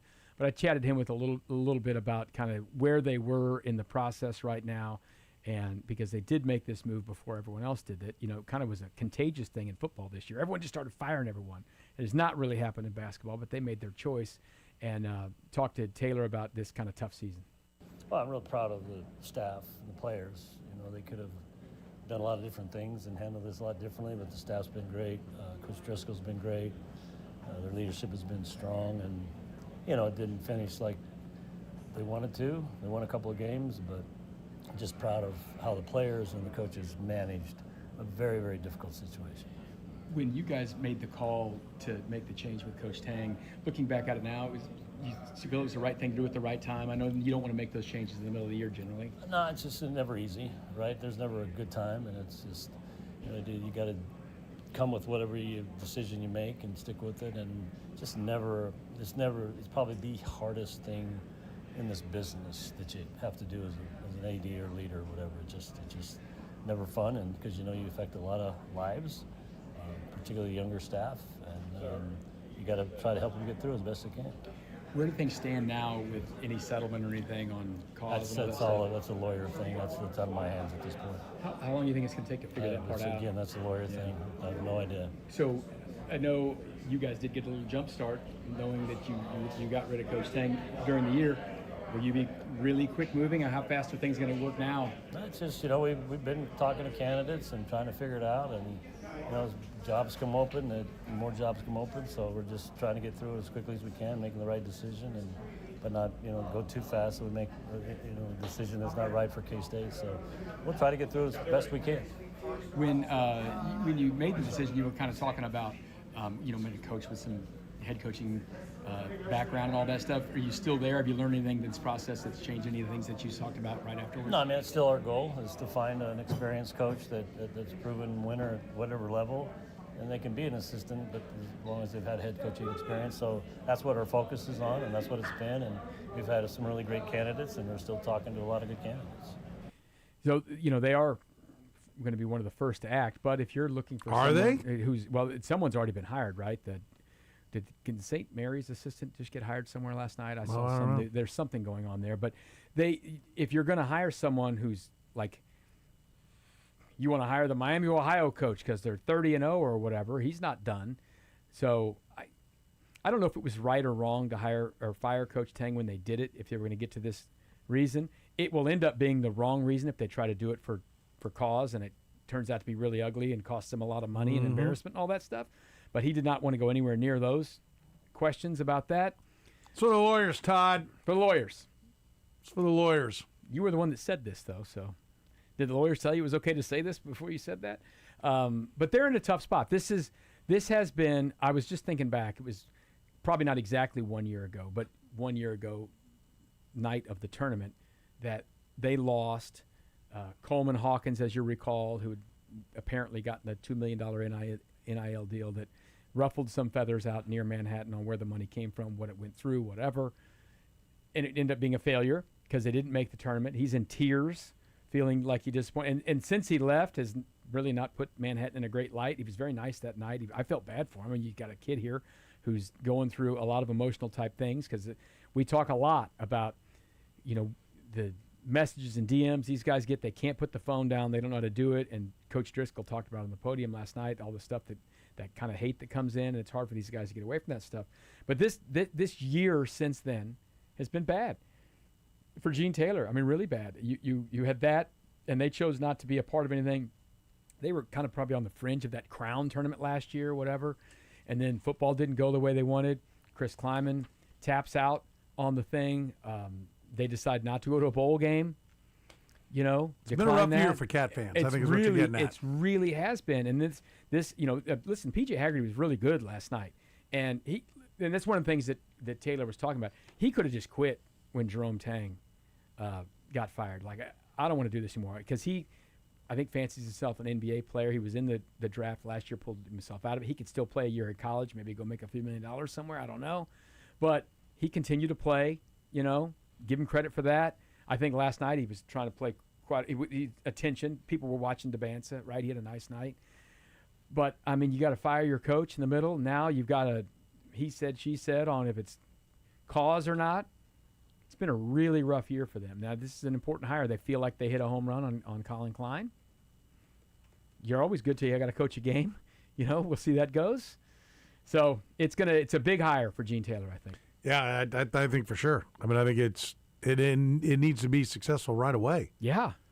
There's no reason not to be in today's world. No, you're going to get 9 new players no matter what you got, so why wouldn't you hit the ground running? Yeah, I was talking to some of the K-State, beat guys there last night. I said, how many of these guys will be on the team next year? They're like, none? One? I mean, seriously, unless it's a walk-on who's just from, Junk City or something, wants to play. I mean, it's just that's the nature of college basketball, especially when there's a big coaching change. So I do want to play Matthew Driscoll. He's a bundle of energy.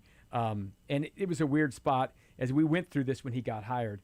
He is a guy who was with Scott Drew and Jerome Tang on the very first Baylor staff, the staff that took over for Dave Bliss's crew when they lied about the murder and the dead player. I mean, it's just one of the worst things you'll ever see happen.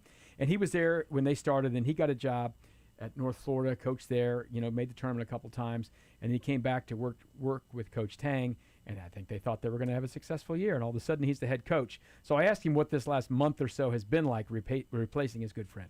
Absolutely miserable. I can't use another word than absolutely miserable. Every day, ulcers, not sleeping, not feeling good. I have an issue, I have a problem, and I've had it my whole life. And when I reached out to our psychologist that did the testing on us, he just said, Coach, that's just the way you're wired. All you're about is making sure things are organized and things are right. So if somebody gives me a task, my dad says that your last name's on everything. Don't ever screw up our last name. And so because of that, I'm wired differently. And so it's been very hard to mourn or be emotional. And I even asked my psychologist, why aren't I emotional? Why aren't I crying? He's one of my best friends. His daughter's my goddaughter. But it's because he asked me to do something, and I told these dudes I'm going to do it. And when someone asks me to do something, that's the one thing I am. I'm consistent. And so it's been miserable from that perspective. But they wouldn't know that because all I tried to do was just pour in to the staff, to the players, to the GAs, to the managers. And our staff, to their credit, they tried to pour in and it took a lot to hold it together. A lot. But if you're a man and you're a grown man and you make a decision to come to Kansas State, no matter what the outcome is or whatever the responsibilities are, when somebody asks you to do something and you say yes, you do it. And that's just the way I was raised. That's where he's raised. That's Matthew Driscoll. I mean, I don't think he's a candidate at all for this job. But you think? Yeah. I mean, I'm glad he, I don't know that he needs to pay his psychologist this week, because or maybe even for the last month, because near as I can tell, his post-game press conferences have been his therapy session. Yeah. It has been. He got it all out. I mean, okay. Yeah. But so next thing up for them will be who's next to be the coach, Did he talk about the kids at any point in there? Yeah, absolutely. Yeah, I mean, the kids were good. And like he mentioned that, Haggerty, like this kid to my left, he could have just mailed it in and quit, but they were playing for each other and all that. These things are all tough.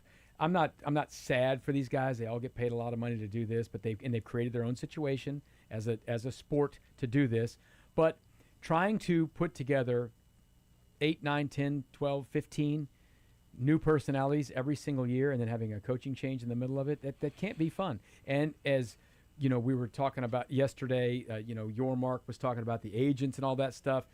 As much as you think badly of whatever agents in the Major League Baseball and NBA and all that, they are registered with an organization and all that, and they're not getting that around here. These guys are getting shopped here and there, and they are young players, young people who don't know their head from the hole in the ground sometimes, and they'll just get led by their nose to wherever.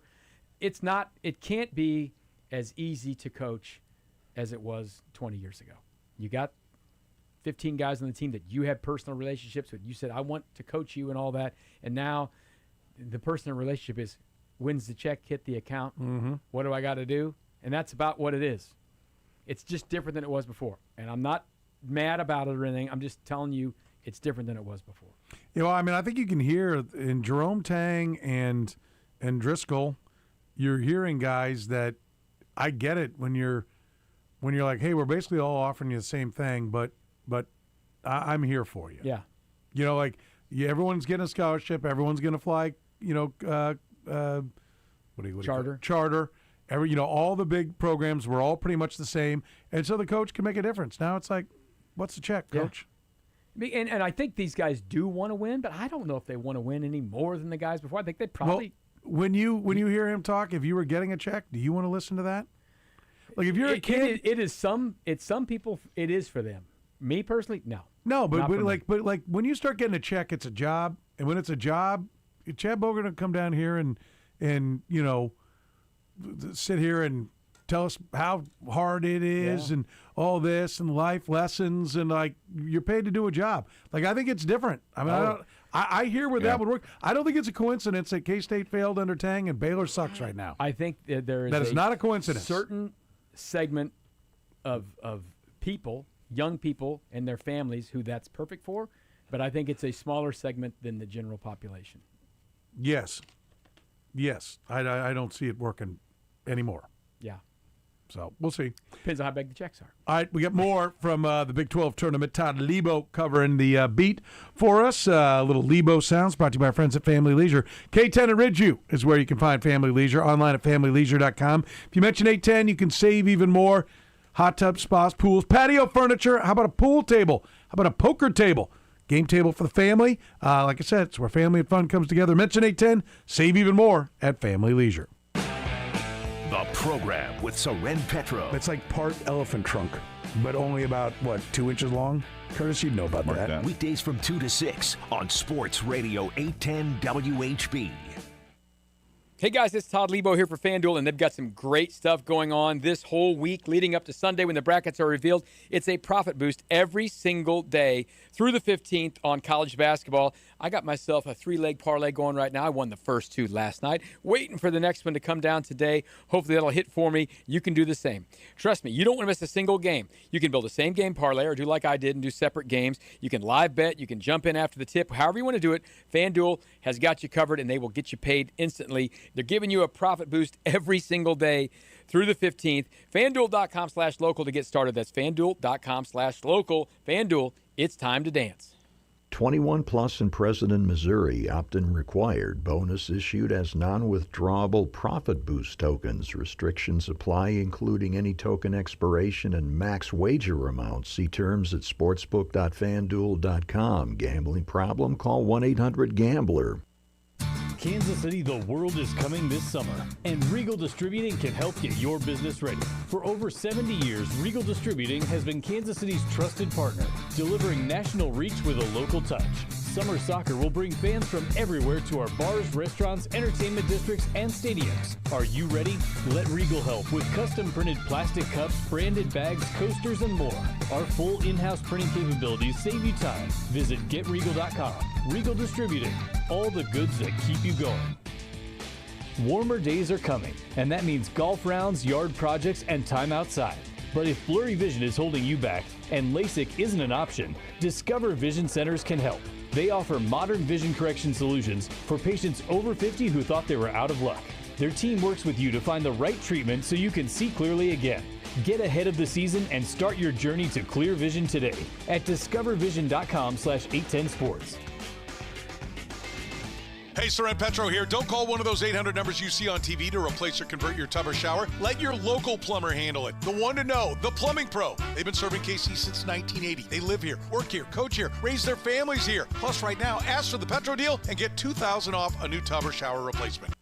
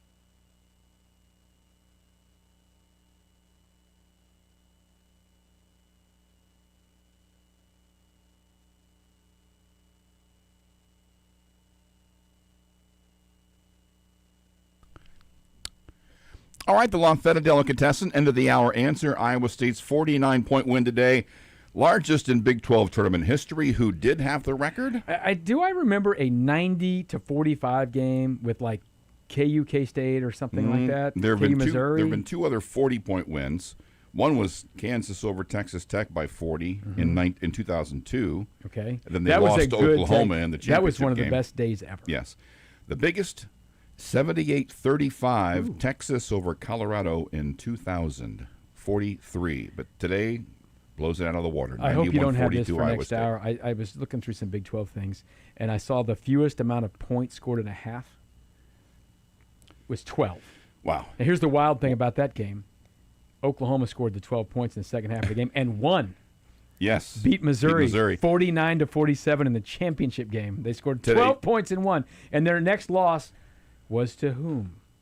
Kansas. Syracuse in Albany. That's right. That's They right. probably scored 4 points in that game. The 29-point lead at the half Big 12 today. champ that year. Yep. Yeah, beat them all. The 29-point lead at the half today was also tied for the highest with that Kansas-Texas Tech game. It was 51-22 in that game. Today it was 48-19. Was who was the Texas Tech coach in 02? That was before Bob Knight. But that Kansas team was unbelievable. Yeah, I was actually there for that game. I'm like, this Kansas team is the best team I've ever seen. Update, Cincinnati's up 7 in the second half over UCF. SEC tournament, Kentucky got a win closer than many people thought, 87-82. And right now Auburn is up 6 over Mississippi State. Auburn's tournament team, lock, guaranteed, right? I hope not. They shouldn't be. Anyway, we'll see how that ends Winner up there going. gets Tennessee tomorrow. Missouri will face Kentucky. So Mark Pope, the coach of Kentucky, was on the set at the SEC afterwards talking about getting ready to face those Tigers. He says there is just no rest for the weary right now. You know, our bigs are a little beat up right now. They have a really tremendous front line. Of course, Mitchell's unbelievable. Their front line is really good. They're playing great basketball. It's going to be a challenge, but it doesn't matter. Take any of the 15 teams in the league and say we're playing tomorrow. I'm going to tell you, it's a great challenge. It's a great league. Yeah. The middle of this league is just so fat, and it's going to be fun. So let's get to it. I love that Can line. we The middle of the please- league is so fat. Please mark that. Put it in a liner. I mean, one, the middle of the league is so fat as one, but can we just get is so fat? Is so fat. Because I hear the program Is with so Curtis fat. Seaboldt is so fat. It's so fat. Yeah, there you go. It would be me. Yeah. Not string Put bean. that with Mike Gundy saying fat. Not short Curtis. Kyle's all like, "Oh, look, I'm smaller than Adam was. I'm the skinny guy." Kyle is the skinny guy in He this is the group for skinny sure. guy. It's so fat. I think he was saying PHAT. No, I think it's No. like the No. thick, Where the breadth of the quality. Where'd he teams. come off with this? Missouri's playing great. Well, he didn't watch games last week. He was watching before that. He's not going to say Where did Missouri that can't come guard from? anybody, or we're going to torch him. Well, they lost to Missouri, right? Yes. So they were playing great in that game. At home. Yeah. They lost at home. Yeah, so that game, Curtis, that's early tomorrow, right? That's right out of the chute? That is the 11:30 game, 11:30 Yeah. game. So will we be talking about a Mizzou win or loss when we're down at the P&L tomorrow?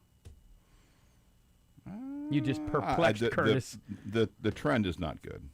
I'm going to say Kentucky wins. You hear that kissy face? Now send Curtis a sour send it text. to him. Yeah. Here's the deal. I got Missouri. You know why? I'm playing great. playing I just great. heard Mark Pope say so. And he knows more about basketball than I do. They're playing great. We have time for 21 second bite. I'm going to play TJ Otzelberger here. Okay. I just said last segment. 7th team in the country, the 5th seed, Yeah. didn't get a bye, and they're playing Tech. Tech beat them in Ames, which kind of They did get a bye. They didn't get a double bye. They didn't get a double bye. They got a baby bye. No, they didn't get a bye. Yeah, they got one bye.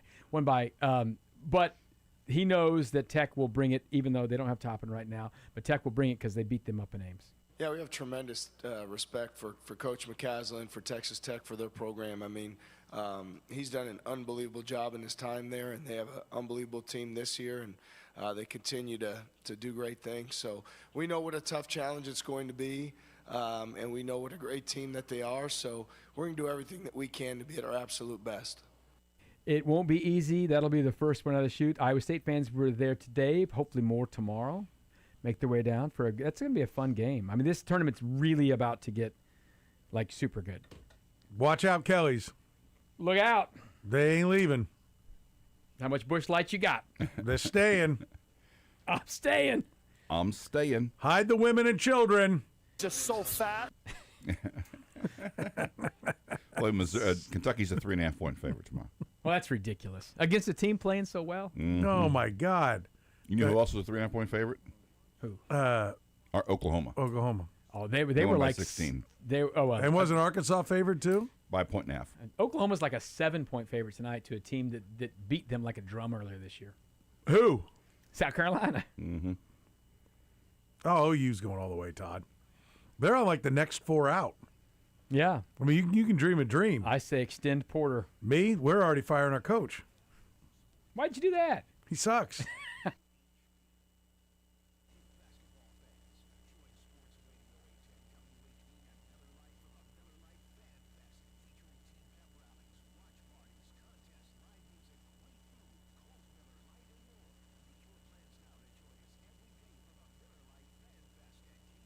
All right, on this date in 2020, these two schools played the final game of the college basketball season. Name either one. Brought to you by LaFetta Delicatessen.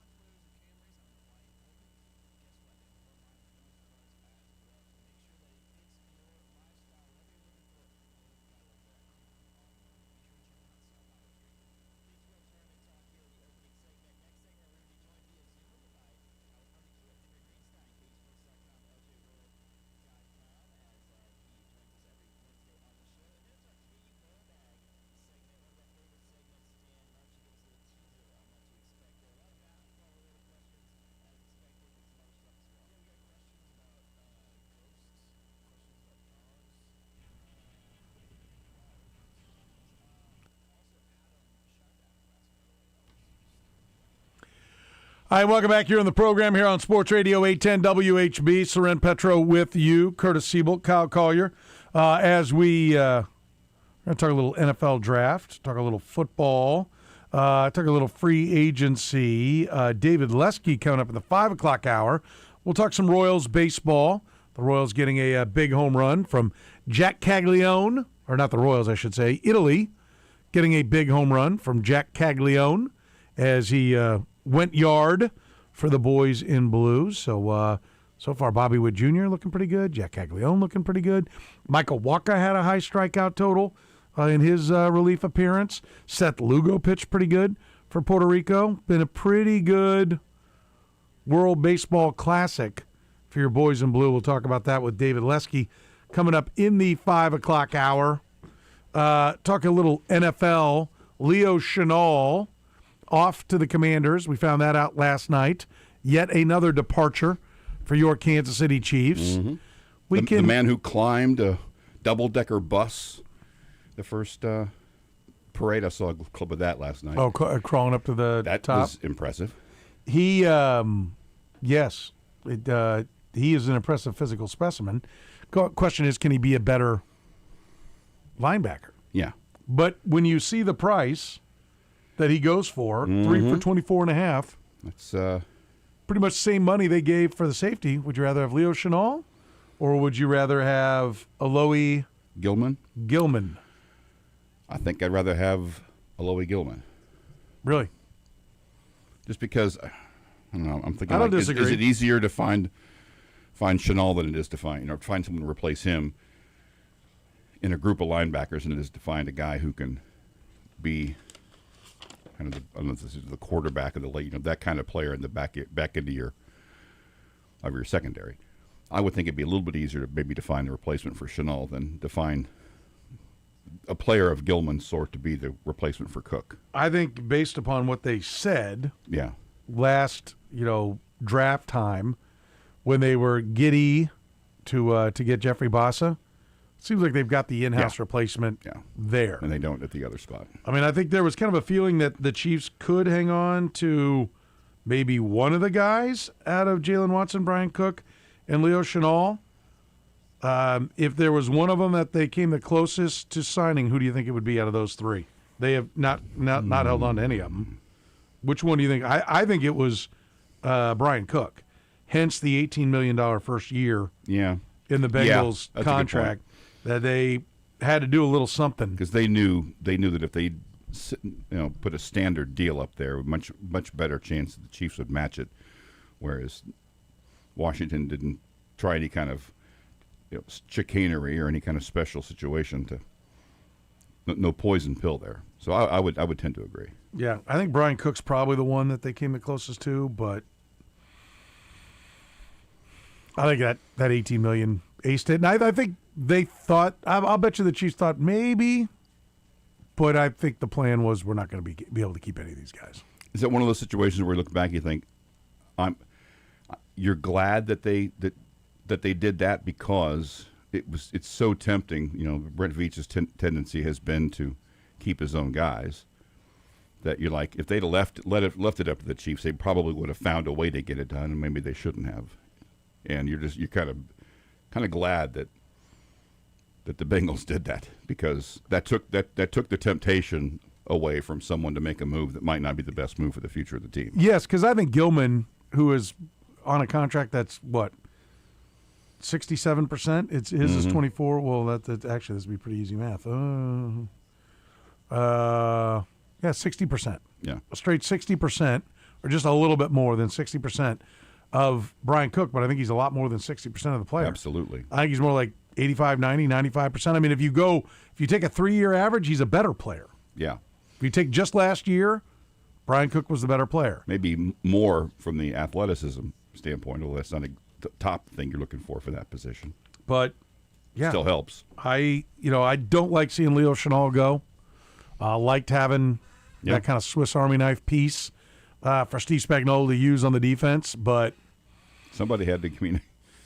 I mean, you can't pay them all, right? No, you say. And I think this is the reality. Like, I think they kept stretching and stretching and stretching, and this year the coaches didn't get to have a say. No, because there just was no place to find the money. It's been a off season that we've not seen in quite a while, and given the situation, the expected success of the team, it's not the kind of off season we've never gotten from watch for the Chiefs, where they've had a season where they've got high expectations, but are in a season of massive change. Yeah, it's very rare, and clearly, as you said, this is the time where everything else we've done, 6-11 forced them to say we've got to change things. And as someone who covers the team, but as someone who's been a fan for years, on both of those counts, I keep wanting to say fascinated, then I have to check myself. But I am fascinated to see how this is going to play out, because the team that takes the field week one is going to be so different in so many ways. It's going to be one of the most anticipated openers, even more so than the last few years when they've been, they're coming back and they're playing the opening night against the Ravens and national TV. But from one perspective, a team construction perspective, this is anticipated an opener they're going to have since Mahomes' first year, I think. Yeah, I think it's going to be so different. How is all this going to fit together? This feels almost like with a different quarterback. Like, remember '93? What is Montana? What is the West Coast offense going to look like? That first opener is like, we can't wait to watch this game. I think the opener to this season is going to be something similar, even though there's a lot of holdovers. Yeah, well, I think we're going to be unveiling a lot of new, especially when you have a new offensive player, and who knows what they're going to be unveiling at 9. Yeah. That's going to have everyone's interest peaked. Even if they weren't going to change offensive systems, which we kind of think they were at least going to tweak, just seeing Walker will be one thing. But the fact that we also think that's going to go hand in hand with a new way, the first quarter, the first few drives of that game, it's like we're still 6 months away from that, but I can't wait. No. If you're a football fan, you have to be intrigued by what that's going to look like. Yeah, we were scheduled to be joined by Lance Zierlein here, but no answer, so hopefully everything's okay. You never know if there's some kind of crisis or emergency. But one of the things I want to talk about with him was that on his mock draft, which is up at NFL.com, he had the Chiefs trading out of 9 and going down to 16 with the New York Jets. Yeah. But what I think is interesting is then he had them taking Monroe Freeling, the offensive tackle from Georgia, who we saw on Reed's. Was it not just? I always want to say Justin Reed. Is it Jordan Reed? Yeah, from ESPN. Yes. He had that kid going 6 or 7 in his 2-round mock draft, and then Charles Davis, also the NFL Network, at 9 had the Chiefs going Maui Goa. Ooh. Now, I think, number one, the middle thing there, when I mentioned the fact that, that Reed had Freeling going really high, is just to point out that I think the Georgia offensive tackle is higher on the board than a lot of people realized. Because now, like you said, is he moving up? No, we're just getting the actual read that teams had on the guy all along. Athletically, he tested really high. But I think it's just kind of interesting that that the positioning of the offensive tackles, and 2, that a couple of folks are thinking offensive tackle is the way to go for the Chiefs. Yeah, and I wonder how much of that is when you see a difference in a pick like as high as the Chiefs, positionally from various mock draft to mock draft.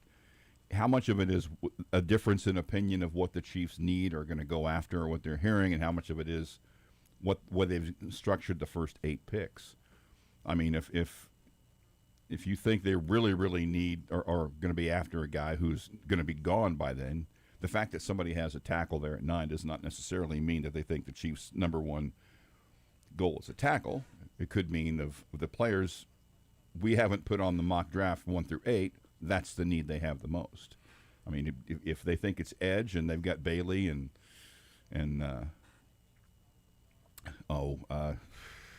small hands, Bain, small arms, already gone. Well, they're going to change the angle. So whenever I look at one of those drafts, it's a little different. I want to see where they have the other people who are kind of in that mix. Now, because the one that I saw, the first one that came out Monday night after the first day of free agency tampering, was the one you mentioned. No, it was Field Yates, and he had the Chiefs taking the corner from LSU, with Ruben Bain available.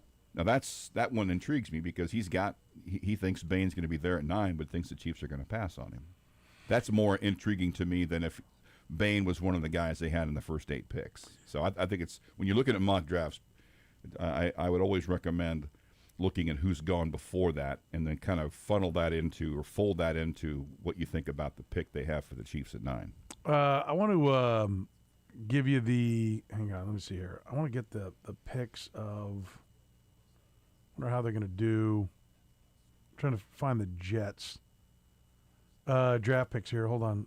This one – no. I'm trying to get them to give me a drop down for what the Jets are. So I can bring their picks. Anyway, I'll eyeball it. Screw it. You think there'd be a site where you can just pop in the name and boom, there is. Oh, there is. Well, this is a trade chart, but it moves so slow. Oh, I know. That I can't get a drop down to come up for, I don't know. I tried NYJ, which is what makes the most sense to me, and they don't. Nope. Like, yeah, there it is. Okay, now it worked. It worked that time. All right, so in this proposed trade, we talked trade down, going from 9 to 16, using one of the charts we use for pick value, 350 points of value different. 1,350 at 9, 1,000 at 16, right? So if the Chiefs go down, the Jets got to give them 350 points of value, and the Jets do not have a third, which would be helpful, but they have a second, which carries 460 points. So you drop down, you throw them a fifth or no, you throw them like a seventh according to this chart. Yeah. No. Hold on. No, I'm wrong. Yeah, you throw them probably a high fourth, low third. Yeah. So the Chiefs could throw. Basically, if they threw back their fourth, you could go 9 and their fourth round pick at 109 for basically 16 and 44. I like that. I do too. If things fall the way a specific way, and if there's a guy you just lust for and he's there, you probably pull that trigger. But if just, he's not, just for Lance Zierlein, for what he had for the trade, that's like what the value is going to be. The idea that you're going to get 2 firsts to just move down a little bit, no. But it's valuable, but not quite that much. Yeah, I would be thrilled to get that pick number 44 and just move down 4 spots, dependent upon who comes off the board. Yeah. If Maui Go is there, I just as soon have the offensive line done. Yeah. I mean, if you did that, you would not have to mess with your offensive line for minimum 2 years. And more like 3. Both your tackles would have, you'd have 4 left with Simmons because you got the 5th-year option, 5 left with Maui Go on the right side. You have 4 or 5 with Trey Smith. You have 3 or 4 with Creed Humphrey, and you have 2 with Sua Matia. And you'd like to think that I mean, if you do have them for that length of time, that means they're playing well and they're playing pretty inexpensively. You can take care if you've got 2 first contract tackles and playing well. You don't, you can spend a little bit of money elsewhere. You don't have to worry about the amount of money you're paying in other spots. It's a lot easier to find replacements in the middle 3 for less money than it is to go out and have to find a top shelf tackle. So yeah, if Maui Go was there and he worked out, I'm absolutely okay with that because as we've said, they're going to play football beyond this year. Mm-hmm. If you want to know where the free agents were going on this, or where the defensive ends were going in this draft, in his mock draft, David Bailey 2 to the Jets. That's starting to become a common theme. If you believe Arvell Reese is an edge, he's 3 to the Cardinals. God, he's got a corner 4. Mansour Delane 4 to the Titans. That's the guy that Yates had going 9. Wow. Jermon McCoy 5 to the Giants. The Tennessee kid, right? Yep. And then Francis Mauigoa 6 to the Browns. The Browns, I think, are going to take an offensive line. Their whole offensive line is a free agent. Yes. Ruben Bain 7 to the Commanders. Jeremiah Love 8 to the Saints, which means players that are available. Now that's that was this. Yeah, did he do this before? Was that before the free agency? It was. Okay. It was.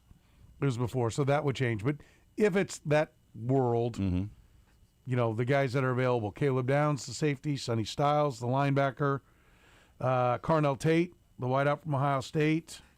So it's just three. Mekhi Lemon. Yeah. So far, was that 3 consecutive Ohio State guys? How did they not win the national championship last year? Yes. That's crazy. It is crazy. You know, their defense was freak show, but if it's Downs or Styles, Sonny Styles is one of those guys. This is like a genetic freak show. But can you be enough of a freak show at that position to validate number 9 overall? I think a lot of people think he is. I like when I look at it, I think that's why he's like, well, let's do a trade here. Yeah. Because I'm not looking around loving any of these guys as huge fits for the Chiefs. No. So, makes sense to me. Yeah. The next month. And I do see I do see a path to where if they can't move, if they're not getting anything to move, they just go, look, let's shore up the safety spot and take Caleb Downs and just be done with it. And know that you're taking a guy there that has a bit of upside and has as high a floor as probably any defensive player in the first round, because you'd know he's at least going to be really good. He might not be a Hall of Famer, but there's almost zero, from what I read people talk about, it's almost zero bust factor with that kid. Yeah. So I don't know if Monroe Freeling, the tight end or the tackle from Georgia, is making his way up the list, then maybe that's in play. Maybe he's the legit. I'll say it's possible he doesn't make his way to 6, but he makes his way to 9. Well, do they think of? I think it's possible that he makes his way to 13, 14, 15, 16, 17, 18 places where the Chiefs might trade down, back, and get it. So I think it's a relevant possibility. It just depends on whether or not there's a player they love at 9. Just continues to sing out loud how transformational the McDuffie trade was. I mean, it completely alters what they can do in this draft. And it's to a degree it's hard to completely encapsulate. I mean, it's just monstrous. It gives them a lot of it gives them so much more leeway to move, and you can drop. You don't feel like you're we only get one impact player. Well, now you got something else. Well, and I think it also that 29 is the other thing it does is clearly give you, you know, when you've signed Kenneth Walker and you start seeing the free agents come in, you don't have to take a safety, you don't have to take a running back, right? You know, you don't necessarily have to take a defensive tackle. The one spot that they really haven't addressed yet is defensive end. Yes. So all signs continue to point to that. Mm-hmm. Now, if they find a veteran, then maybe not, but it really does, like Sam said. I mean, edge was maybe your number one need coming in. You haven't addressed it in free agency. It looks a lot like that's where you're going to be going. Yep.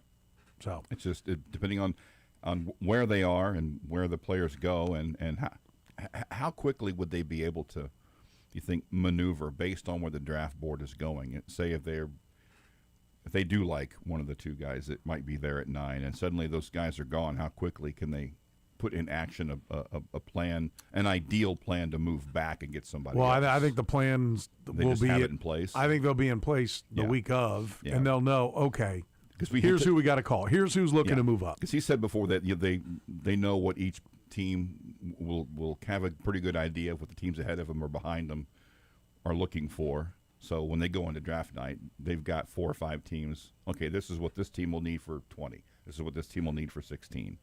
And so they probably have willing suitors. You just have to hope that those teams haven't changed their minds. But yeah, it's I think probably the average fan would be amazed at just how much of that stuff is already laid out before. It has to be. There's just way too much to deal with. It was just in one night. The things that they will have ready to go is, one, what chart do you use for your trade value? Yeah. So if we're going to call the team they're talking to, we know, okay, here's what it's going to take from us. Here's how we build it. We need to build it on that basis. So what chart do you use? And then what are your thoughts? And it's like, hey, you got 2 firsts. Are you looking to go up? You know, or you've got a first and 2 seconds and 2/3. Are you looking to go up? Like this is what we, and you've got a framework. I guarantee you, every team up there, they've got, okay, here are our picks and how we fit it in to move to these different spots that they have, all the way down. So when you get into the fourth round, okay, they're using that chart. We need to go up 10 spots. That means we got to give a 7th. Mm-hmm. So it's this plus a 7th gets us there. This plus next year's 7th gets us here. This plus next year's 6th gets us here. So the minute the pick at 8 is taken to the podium and announced, they know exactly, all right, this is plan 6. Here's where we're going. Or here's what we're trying. Or if somebody calls them last second and goes, this is what we want, flip the book to what their picks are. Yeah. Okay, it'll take this, and this. Was the Eagles, was it last year? Were you going offense or defense? We're going offense. Okay, well, we'll swap. Yeah. Was that 2 years ago or was that last year? That was last year because they it was last year. Yeah, okay. They moved from 31 to 32 and took Josh Simmons. Yeah. They said we're going defense. Yeah. Okay, well, we'll do it. Yeah, we'll do it. And so they pick up an extra pick. 913-3-810-810. Phone lines are open. 913-3-810-810. You're in the program.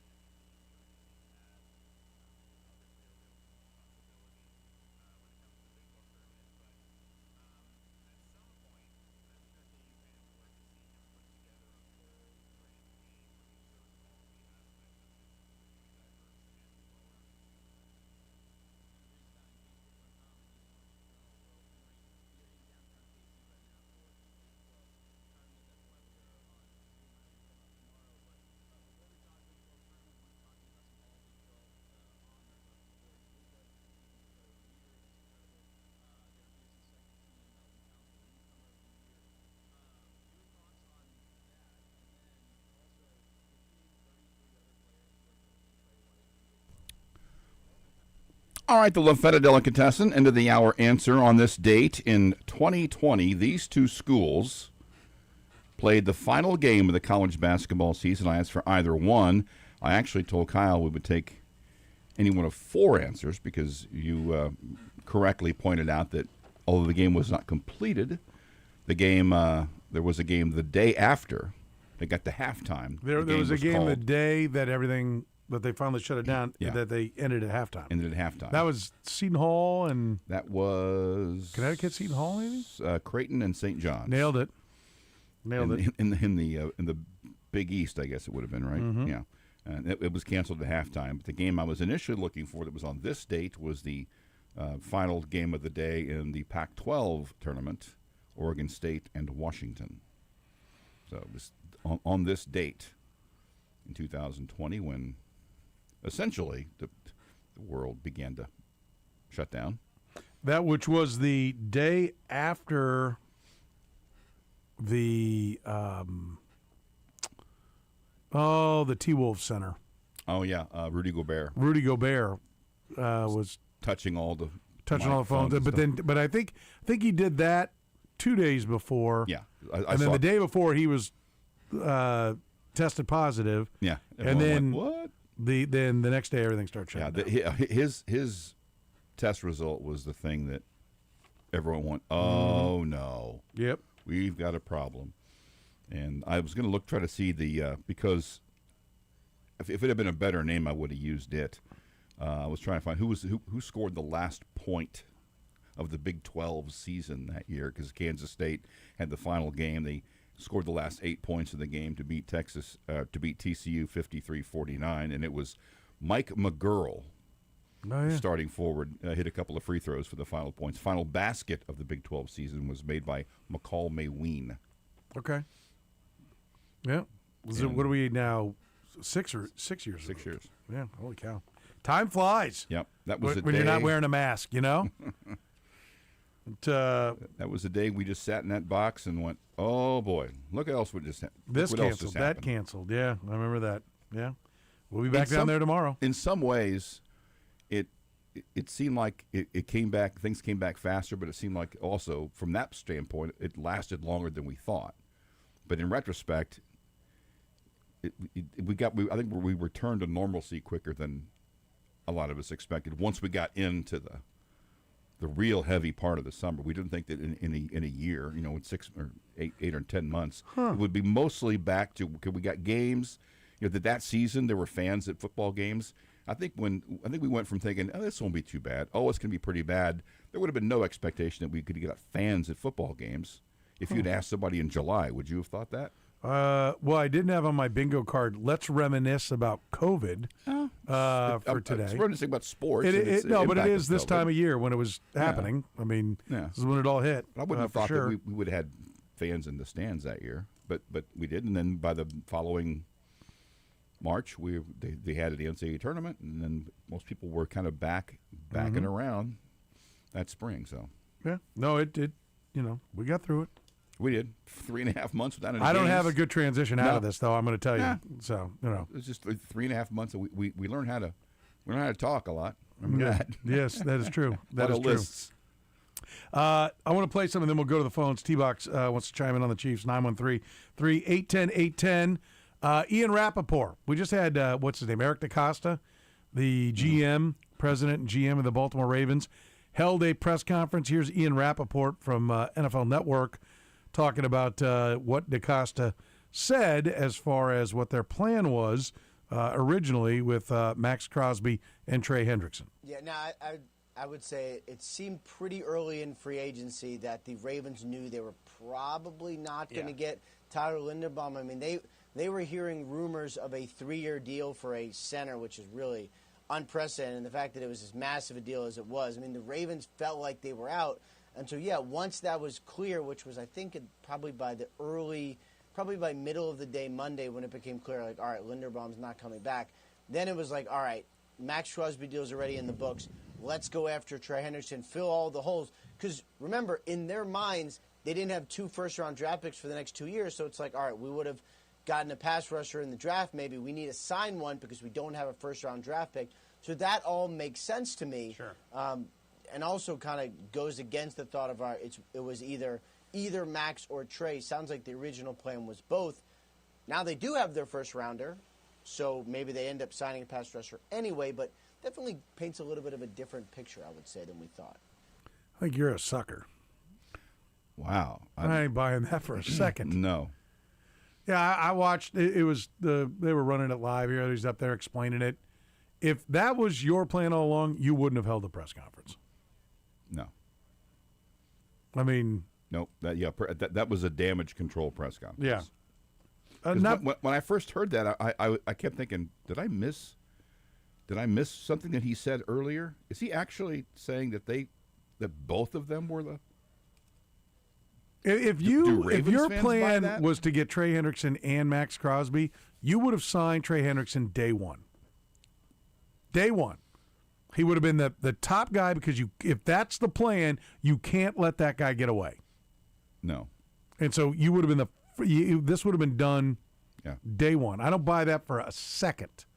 I think Trey Hendrickson sat on the market trying to play hardball.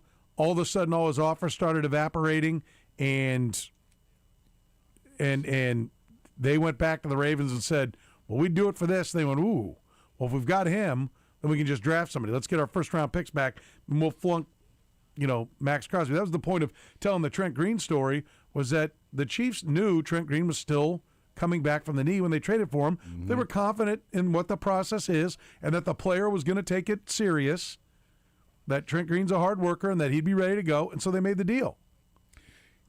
To believe that the plan was for both, even if you wanted to try to say, well, they really would have liked both, but they thought Hendrickson was going to cost too much, so they went for Crosby first, and when they realized Hendrickson, well, we can actually get them both.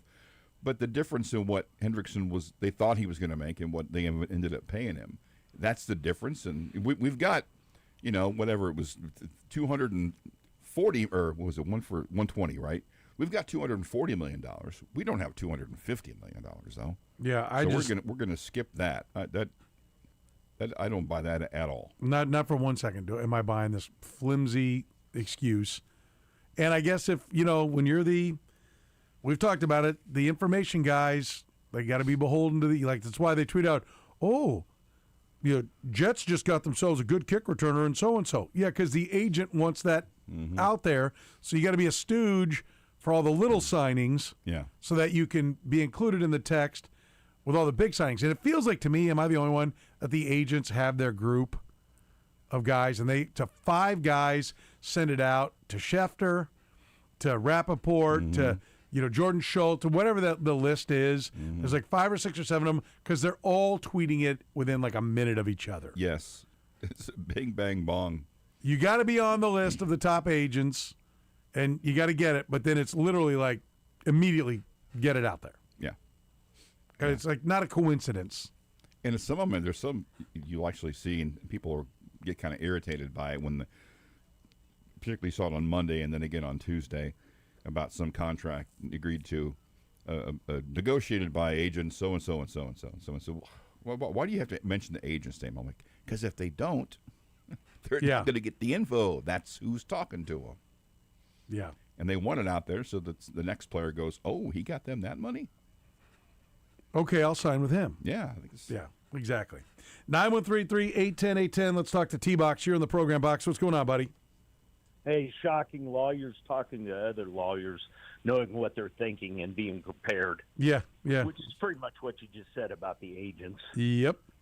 Or mainly lawyers. But I was going to quick shout out to Steve, who I don't know. His overtime idea I thought was great. Yeah, I love that. If people didn't hear it, Steve said, just to remind folks, T-Box, he said his overtime idea is whoever gets the ball, they get it, right? They get a field goal or they get a touchdown, and the other team then has however much time it took them to get, like if they get a field goal.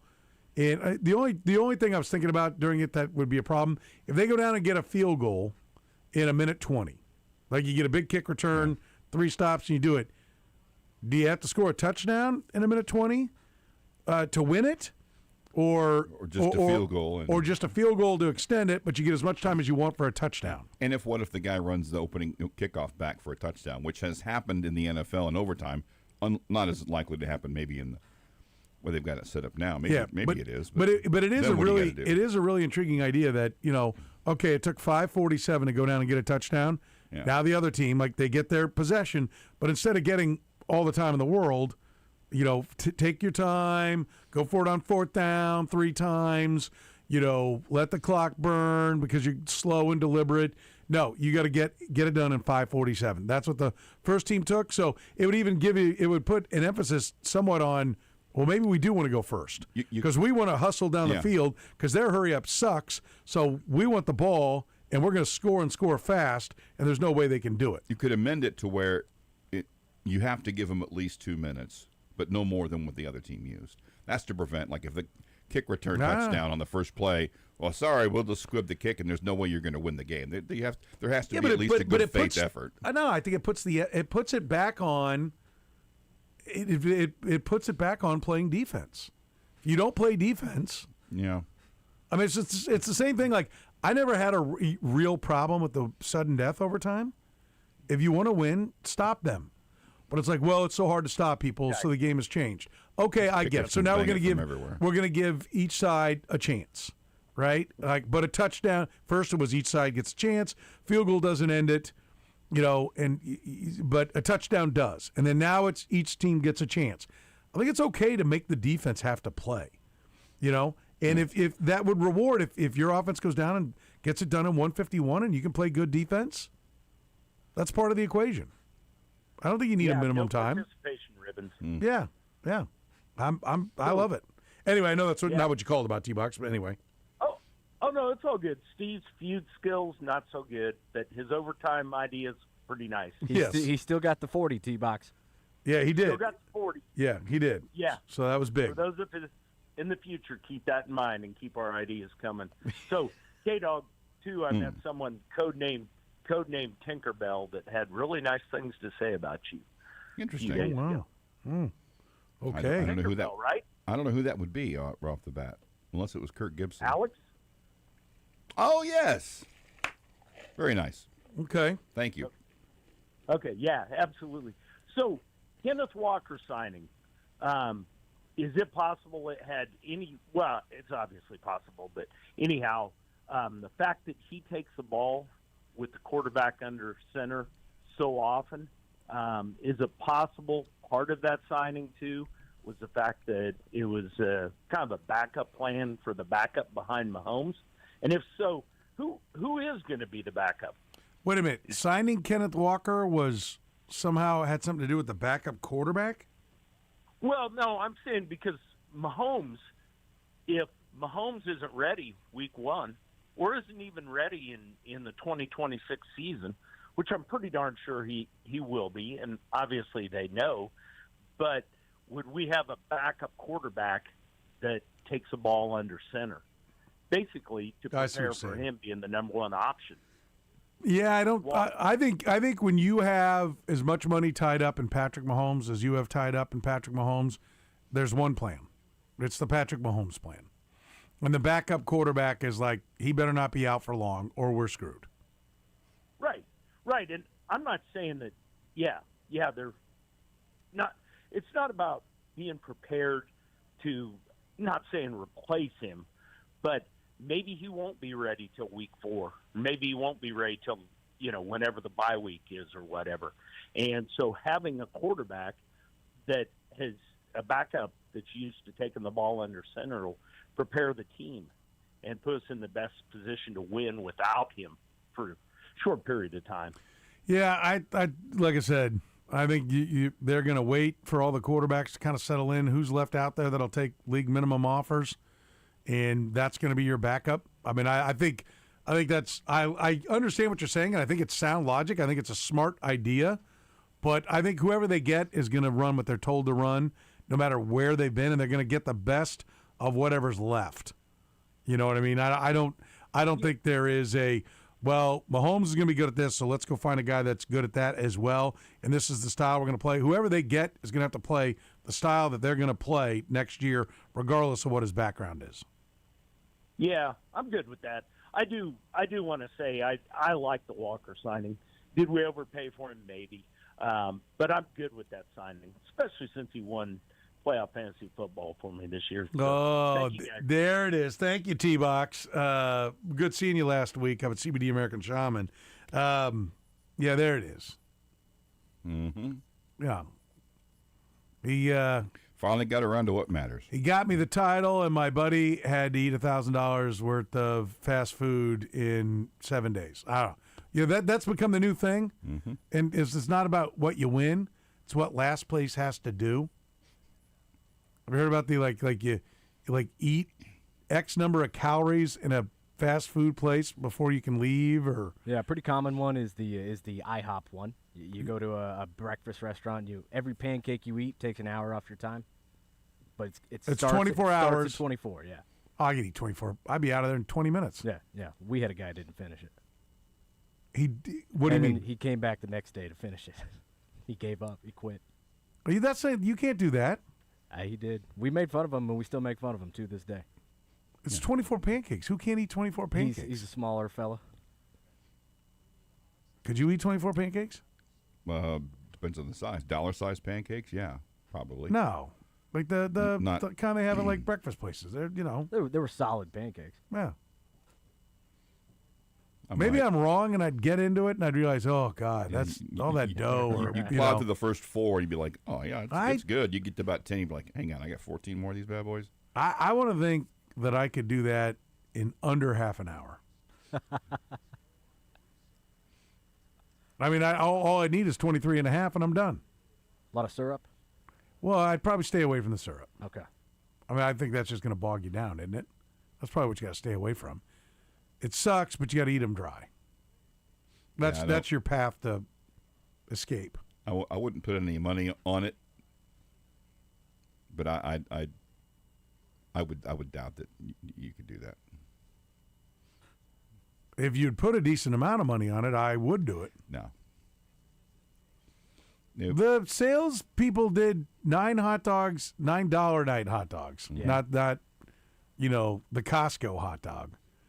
9 hot dogs and 9 beers in one ball in 9 innings, right? You had to do it every inning. Was that the deal? I think Easton did that. Yeah, Easton did it. That would, to me, be harder than 24 pancakes. You got 3 hours to do it, though. You could do it in half an hour. Well, okay, yeah. I mean, maybe that's a little quick, but it's only 1/6 an hour of the time. In an hour, for sure, I could do 24 pancakes for sure. A little longer time, I could see it. Half an hour, I don't. How long did your guy go before he quit? I got to about 9 or 10. I think he did hit double digits and was like, all right, I'm tapping out. 10 pancakes, and then so he didn't even come close to staying. No, he quit. We laughed at him, made fun of him. Did you all go with him? Yeah. 10 pancakes. And then we made him go the next day. Went by himself. He said he did it. We don't know. Oh, come on! Come on. Yeah, and the Ravens were going to sign Hendrickson and trade for Max Crosby. That's exactly where I was going. Come on, that's weak sauce. Yeah, which one's less likely to have actually happened? Yeah, I think the question with the Kenneth Walker signing is: are they going to can Andy Reid evolve back to like Bill Walsh style? Mm-hmm. West Coast offense and stay with it. Yeah.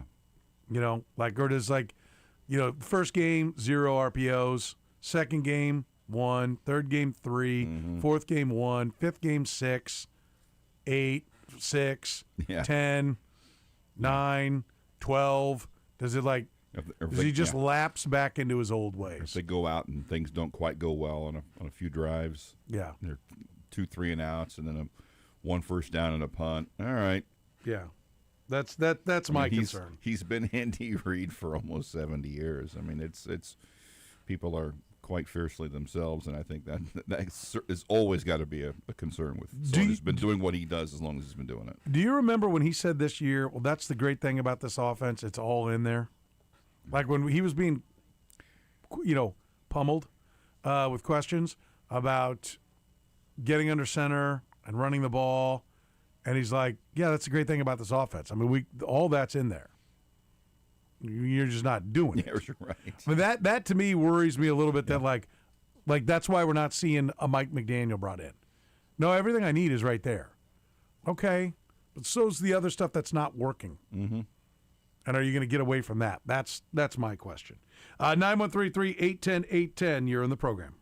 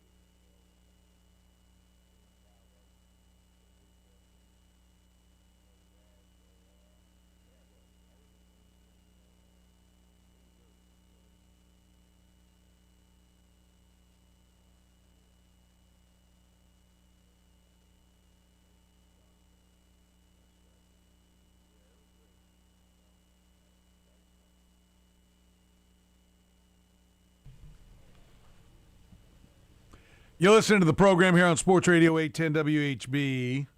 Coming up in our next hour, we'll get you the things you need to know. We'll hear from Jack Caglione about his little bat flip. Mark Narosa, it is Mark, right? Yeah. Mark Narosa, the manager of the Team USA. Bryce Harper talking about the World Baseball Classic. The USA team hanging on. By a thread. By a thread. Very interested in tonight's Italy-Mexico game as to whether or not they're going to be advancing after they lost last night to a Game Italy team powered by Jack Caglione. I like to use the term powered by Jack Caglione. Hope we hear that a lot this summer. Yeah, I do too. The Buffalo Bills reached an agreement, 3 for $52. Is that what I'm hearing? For Bradley Chubb, 3 for $43.5. Could be up to 52.5. Up to 52.5. $29 million guaranteed. So the Edges coming off the board, expensive numbers for them. 18 million per is where that could reach for Bradley Chubb. So you see why the Chiefs are spending elsewhere on probably drafting edge in this draft. We will take a break. Come back, get you what you need to know.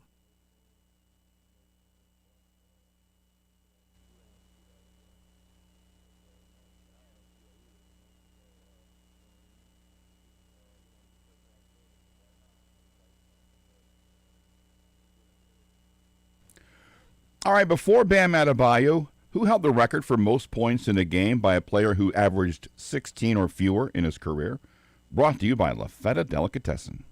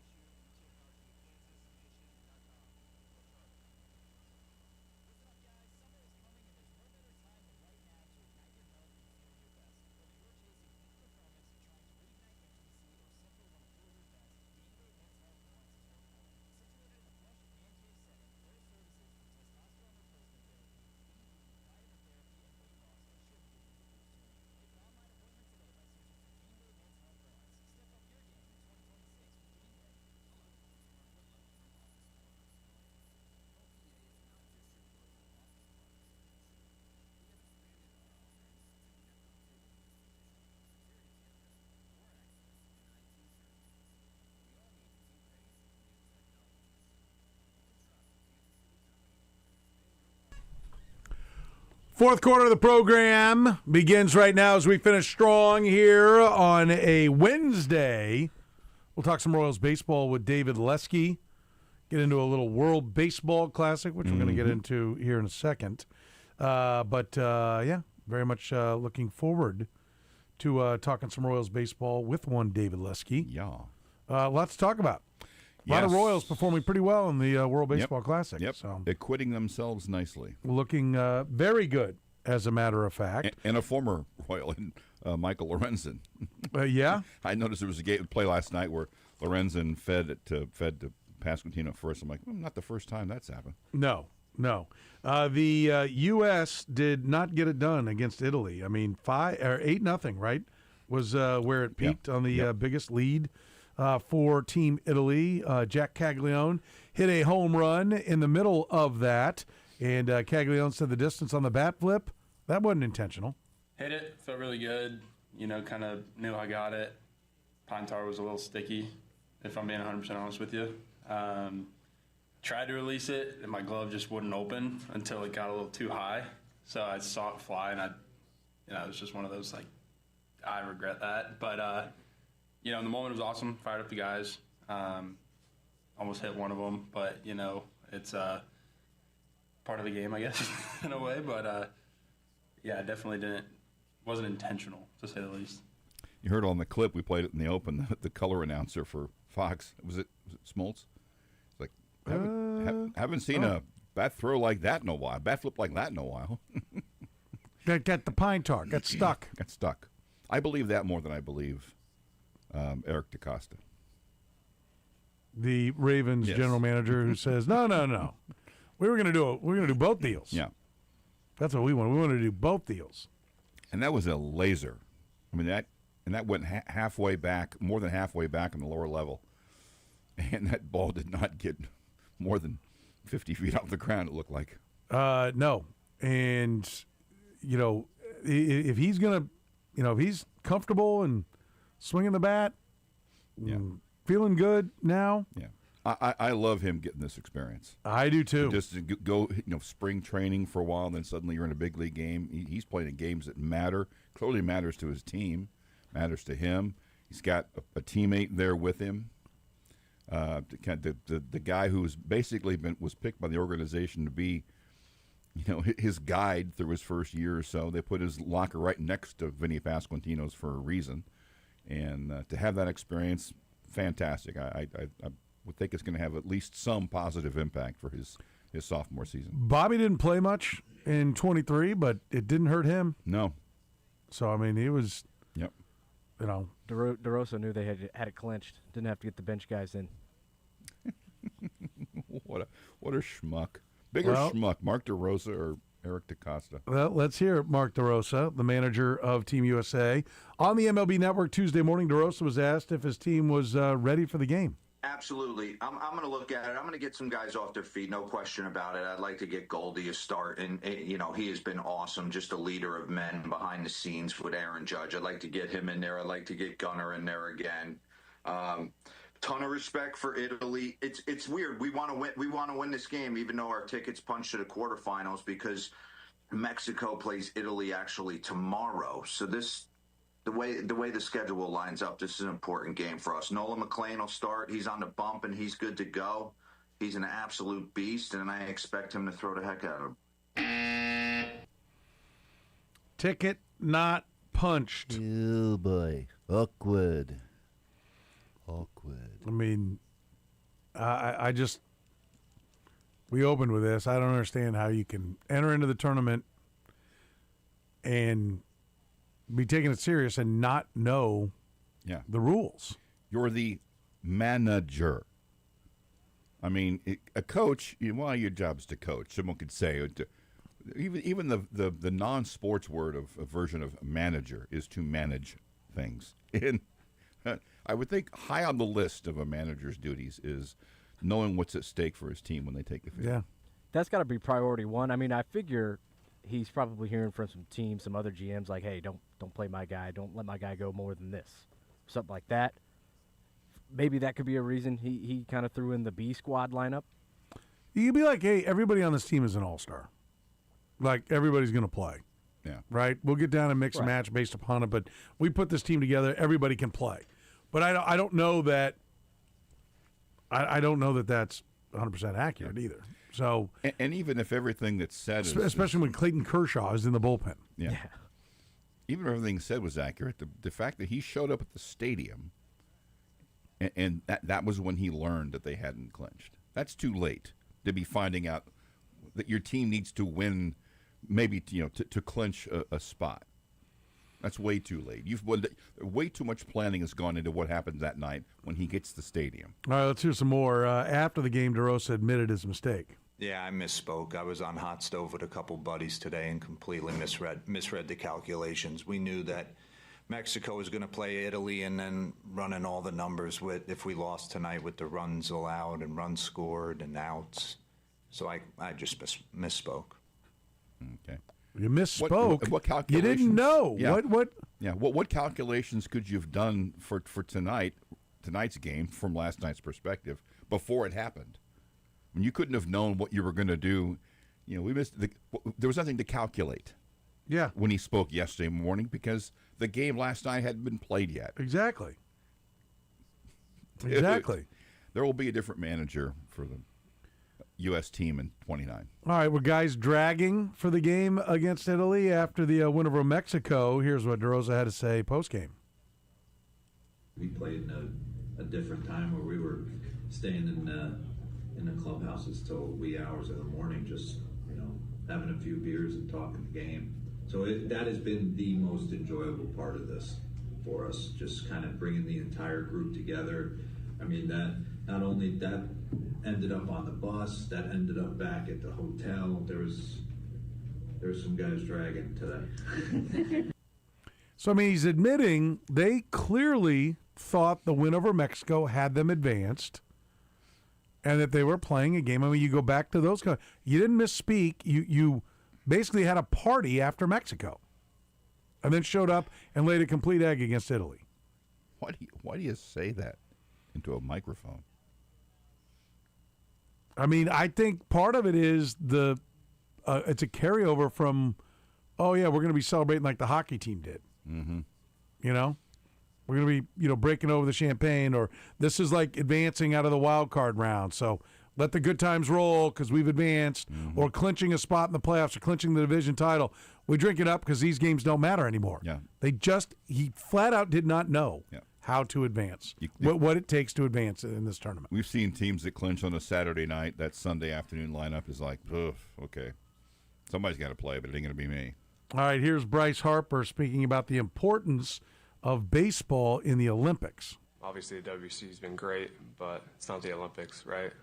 That's no disrespect to the WBC or anything, but everybody knows that when the Olympics are on, everybody's watching. Don't matter what sport it is. It could be the most random sport, and it's got all the fans watching it. So I'm hoping LA 28 happens. I'm hoping the next CBA agreement something can happen where teams and players can come to an agreement on taking that 2-week break, especially it being in our home country. It'd be great for baseball. You talk about growing the game, and being able to grow it at the highest level would help out tremendously. That to me is after the fact, acting like this isn't important. What's important is the Olympics. You don't even know you're going to play in it. Yeah. And maybe you'll be on the tail end of a 2-year break because we know there's going to be a work stoppage at the end of this year. I mean, this is, I will reiterate, we talked about it in hour one. This is what the world considers the most important baseball tournament, right? In Puerto Rico, in the Dominican, where they play baseball, this is it because it's just baseball. He's got the battery in backwards. The Olympics are important. Yes, you'll watch anything, but it's not all about baseball. Okay, we're going to cut away from this, and let's go over and head back to the track and field, or let's go back to the pool and see if Rowdy Gaines can set another world record. You know what? Like, it is not just about baseball. This is just about baseball. Yeah. The idea was to mimic the World Cup. They've done it. They've made it important. You've got raucous crowds with all kinds of great national pride out there. This is it, and you just crapped in your hat. And even if you aren't motivated necessarily by winning, you should at least be motivated by not losing as a player who plays on the team that invented the game. I mean, if anything, like, I don't know about what. If you win, maybe isn't a big celebration, but you sure as heck don't want to not win. It's baseball. Yeah. It's literally America's pastime. You can't lose to somebody else. Yes. There should at least be that. Bryce Harper is 33 years old. I mean, there's no guarantee he's going to make that team 2 or 3 years from now. Yeah. I mean, it's just I just can't stress how dumb they look. They're just, the management of the American team is dumb. Like that they're even going about it the way they're going about it. Hello, dum-dum. You weren't kidding about them laying an egg. Italy's top 5 hitters were 0 for 22, and they still beat the U.S. And scored 8 runs. Yes. Because Jack Caglione was 2 for 2 with 3 runs, 2 RBIs, and a walk. Yep. I mean, so fat. For sure. Very much so. Important game. We go over what has to happen tonight for the U.S. to advance. Italy, either Italy has to win or Mexico has to win while scoring at least 5 runs. Worst case scenario is Mexico wins but scores 4 or fewer. If that happens. So if Mexico, so basically this is what needs to happen. Mexico has to score 5 runs. Yeah. Well, not necessarily, because Italy could win 8-0. And U.S. Okay, and Italy but if we get to a point that Mexico has scored 5 runs, it then does not matter. Right. That's a good way to put it, yeah. Because they won't get by. So we get a 5 spot in the first out of Mexico. Yeah. Then it doesn't matter because either Italy's going to win, they advance because of that, or Mexico's going to win and score with at least 5 runs. plus runs. Yeah, that's true. So if Mexico can score 5 runs, then the U.S. can exhale. Yeah. Now I'm nervous that they're going to get to 4 and shut it down. We're in. You saw what Cal Raleigh did to Randy Arozarena on Team Mexico. Yeah. Didn't shake his hand. Randy wasn't happy about that. And I saw pictures of him today laughing and chopping it up with Team Italy. Yeah. I mean, I think that's fair. The spread tonight, Italy is plus 158, Mexico minus 192. The run total, 7.5.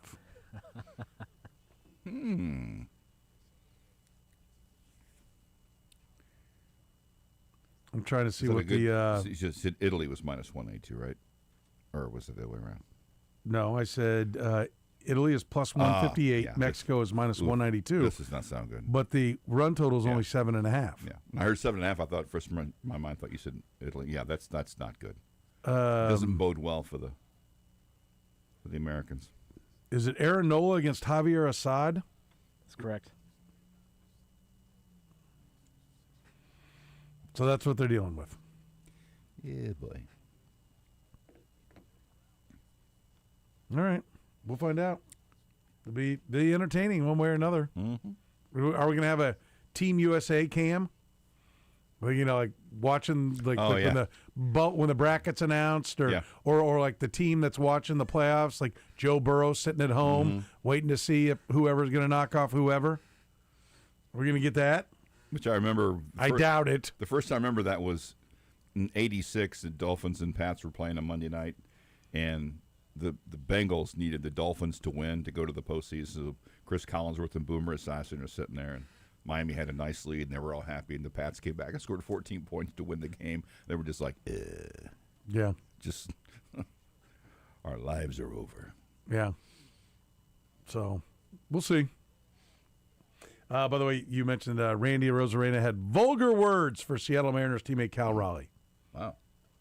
After he was left hanging at the WBC. That should be fun when they get back down to the Seattle clubhouse. To Peoria. Home of every fast food chain in America. Sure. Arozarena seemingly lashed out at Raleigh after the Team USA catcher did not accept a handshake before an at-bat in the United States 5-3 victory over Mexico on Monday. Arozarena then used profane Cuban and Mexican slang to insult Raleigh, saying the All-Stars should blank off Go to hell. Wow. He's not happy. No. He seemed a little upset. You know who's really upset today? Who? Cincinnati basketball fans. Well, yeah, what'd they do? How big a lead was it? They were up 8 with 2:09 left to go. Based on the that's not. They were 95% to win on the. Yeah, but that's still not. Yeah. 8 with 2:09 is doable. I kept hearing this. And I was like, what were they up? 18 with 3 or like 58-50 with 2 minutes left. They lose 66-65 in overtime to UCF, who will now take on Arizona tomorrow. I'm telling you, there's 2 things that are going to change in basketball in time. Right? They're going to stop sitting guys with 2 fouls in the first half. That nonsense. Like I said, have a chat, put them back in. Mm-hmm. That will stop. And they're going to stop draining the clock until it's time to where you're actually eliminating the amount of possessions it takes to win. Yes. No one was worse than Jim Boeheim, who up 8 with 6 to go, dribble. Like, no. Score until it's a number that they can't reach, even if you just lay down. Mm-hmm. That's how you play the game. That's how I watch the game. You're going good. Why are you going to suddenly? You're running your offense well. Like maybe if you're in some Kelvin Sampson versus Bob Huggins wrestling match or something. You know, the Duke Butler championship game that was like a football game as much. Oh, maybe. But if you're playing a real basketball game and you've got this lead because you're scoring, you're running good offense, and now you're going to change how you're playing. Here, let me do what you hoped we'd do. Stop scoring on you. Yes. So that we can make this fun. Like I don't get it. So often the basketball coaches lean for the tape, and all you got to do is just run your offense. Like you don't send them out and be like, get a shot up in 5 seconds. Just run the offense. I'm not going to be loyal or Marymount. Like how often does somebody get a shot up in the first 5 seconds anyway? Yeah. When you run your offense, you burn some clock as it is. Mm-hmm. Hey, this is working. Let's quickly change. Yeah, that's crazy. Other game today down at the T-Mobile Center was not as close. That's Iowa right. State, the greatest winning margin in the history of the Big 12 tournament, 91-42 over Arizona State. They will take on Texas Tech tomorrow. UCF takes on Arizona. And in games tonight, BYU against Virginia. Winner there gets Houston. OSU and TCU. Winner there gets Kansas. That's the Big 12 side of it. The NFL Colts and quarterback Daniel Jones have agreed on a 2-year extension. $88 million, $50 million guaranteed. $44 million. Let me tell you how bad he's going to suck. Because I don't know if you saw, and really even it's almost like the third, this will be the trilogy of the Daniel Jones story. First, we give him money. We think it's going good because we won games in spite of him. And then it sucks. Then we get excited we found our guy. And then he gets hurt. And now, but we're going to pay him a bunch. And he's going to suck. Mm-hmm. Coming to a theater in Indianapolis this September. He's going to lead the league in getting guys fired. I could buy it. So at least it's only 2 years, though. I'll give him that. Yeah. It's only 2 years. I mean, anytime you can give Daniel Jones and Alec Pierce around $85 million per, you just got to do it. Good stuff. Yeah. He's Danny Dollars now. Bradley Chubb has signed a 3-year, $43.5 million deal with the Bills and includes $29 million guaranteed. Could go up to $52.5 million with incentives. The Dolphins released Chubb just yesterday. Was it just yesterday? I thought it was yesterday. Was it? Or it was 2 days ago. I thought he went when Tua went. Maybe I'm wrong. Maybe they announced it and they didn't officially do it. Maybe I'm wrong. Until yesterday. I feel like they announced it a while back. Yeah. Oh, okay. It may have just been official with paperwork yesterday. Right. That may have been the case. Be. But, yeah, Bills strapped for cash, cutting guys everywhere. Going to lose a couple of offensive linemen, but we got room for Bradley Chubb. Mm-hmm. Joey Bosa's out there. Anybody want him a 1-year deal for Joey Bosa? Maybe. He had 1 year for 12 last year. Yeah, I'd be down for that. Yeah. right number. I don't think it works for the Chiefs. They'd need to do some multiple-year deal and backload it and all that, and I don't really want to give them a multiple-year deal. This is a reason why you get your cap in line so you can do a 1 for 12 with Joey Bosa. That's what I'd like to see. Yeah. Anyway. All right, let's take a break. We'll talk some Royals baseball. David Lesky from Inside the Crown coming up next here in the program.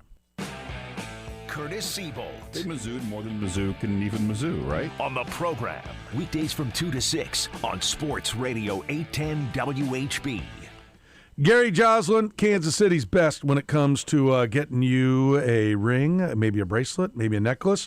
What are you looking to shop for? Is it for yourself? Is it for a gift? How about birthstones? You know, they've got hundreds to choose from in every birthstone. Maybe you're looking for a tennis bracelet, pearl necklace. How about, stackable necklaces, diamond stud earrings? Maybe it's the most important jewelry purchase you're ever going to make. Maybe it's an engagement ring.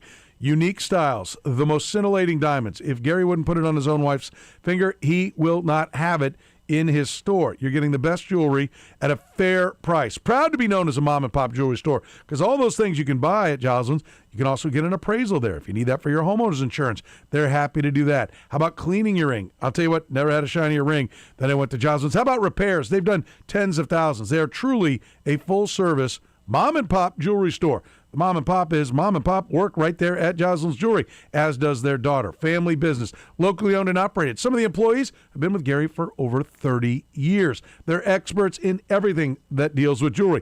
Did you know that the local municipalities, easy for me to say, when there's a seizure, they take it to Gary? Hey, Gary, what do we got here? Do we have real jewelry or do we have fake? That's an important lesson for you to understand as well. If you inherited some jewelry or if you're going to have a sale, an estate sale, take the jewelry over to Joslin's Jewelry. Let Gary look at it. He had somebody bring in a $6 item. You know what that $6 item was worth? $2,500. It's a true story. It was in there. Folks thought it was costume jewelry. It was the real deal. Somebody got it for $6. Don't let that be you. Gary can help you out with everything. Everything when it comes to jewelry. He's Kansas City's best. Voted the #1 jewelry store in Kansas City by Ingram's Magazine. So get to Joslin's Jewelry today. The gold standard in fine jewelry is just waiting for you right there on the southeast corner of 95th and Antioch or online at joslinsjewelry.com. La Feta Italian Delicatessen on the southeast corner of 143rd and Metcalf. Right now, check out their rockin' lineup of gourmet sandwiches online at lafetadeli.com. The freshest ingredients and sauces with bread made fresh each morning. Kansas City's best sandwich is yours at La Feta Delicatessen. Saying hello to everyone enjoying a great day at one of the Kansas Pace Centers.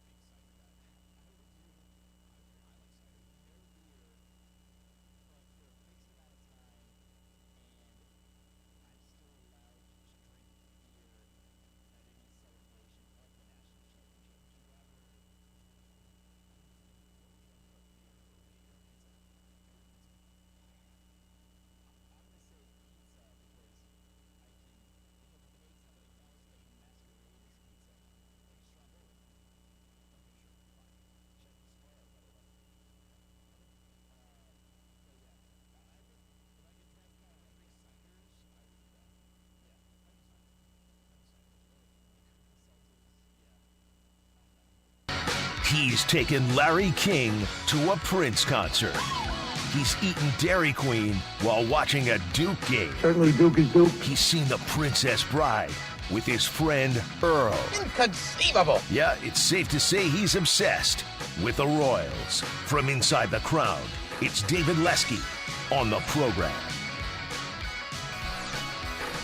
David Lesky's appearance today brought to you by our friends at Easton Roofing. It hailed. Are you aware of that? We had some big old hail, like baseball-size hail in the Northland. We were looking at like marble, maybe even the big marble-size hail around my house.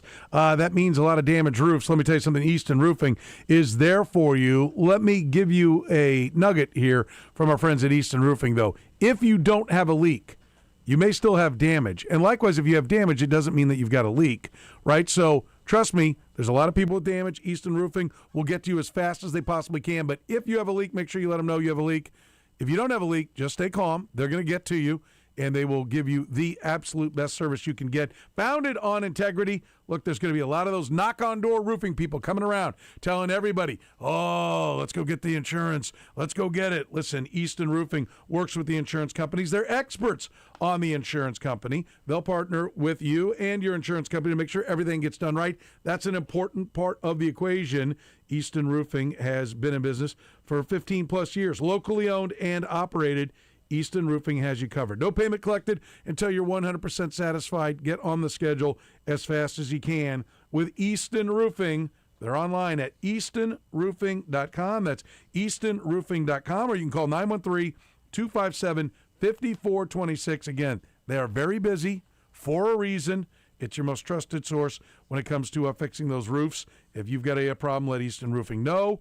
If it's not leaking, if it's not immediately damage to the point of where you've got water coming in, then you're probably okay. Easton Roofing will get to you very quickly.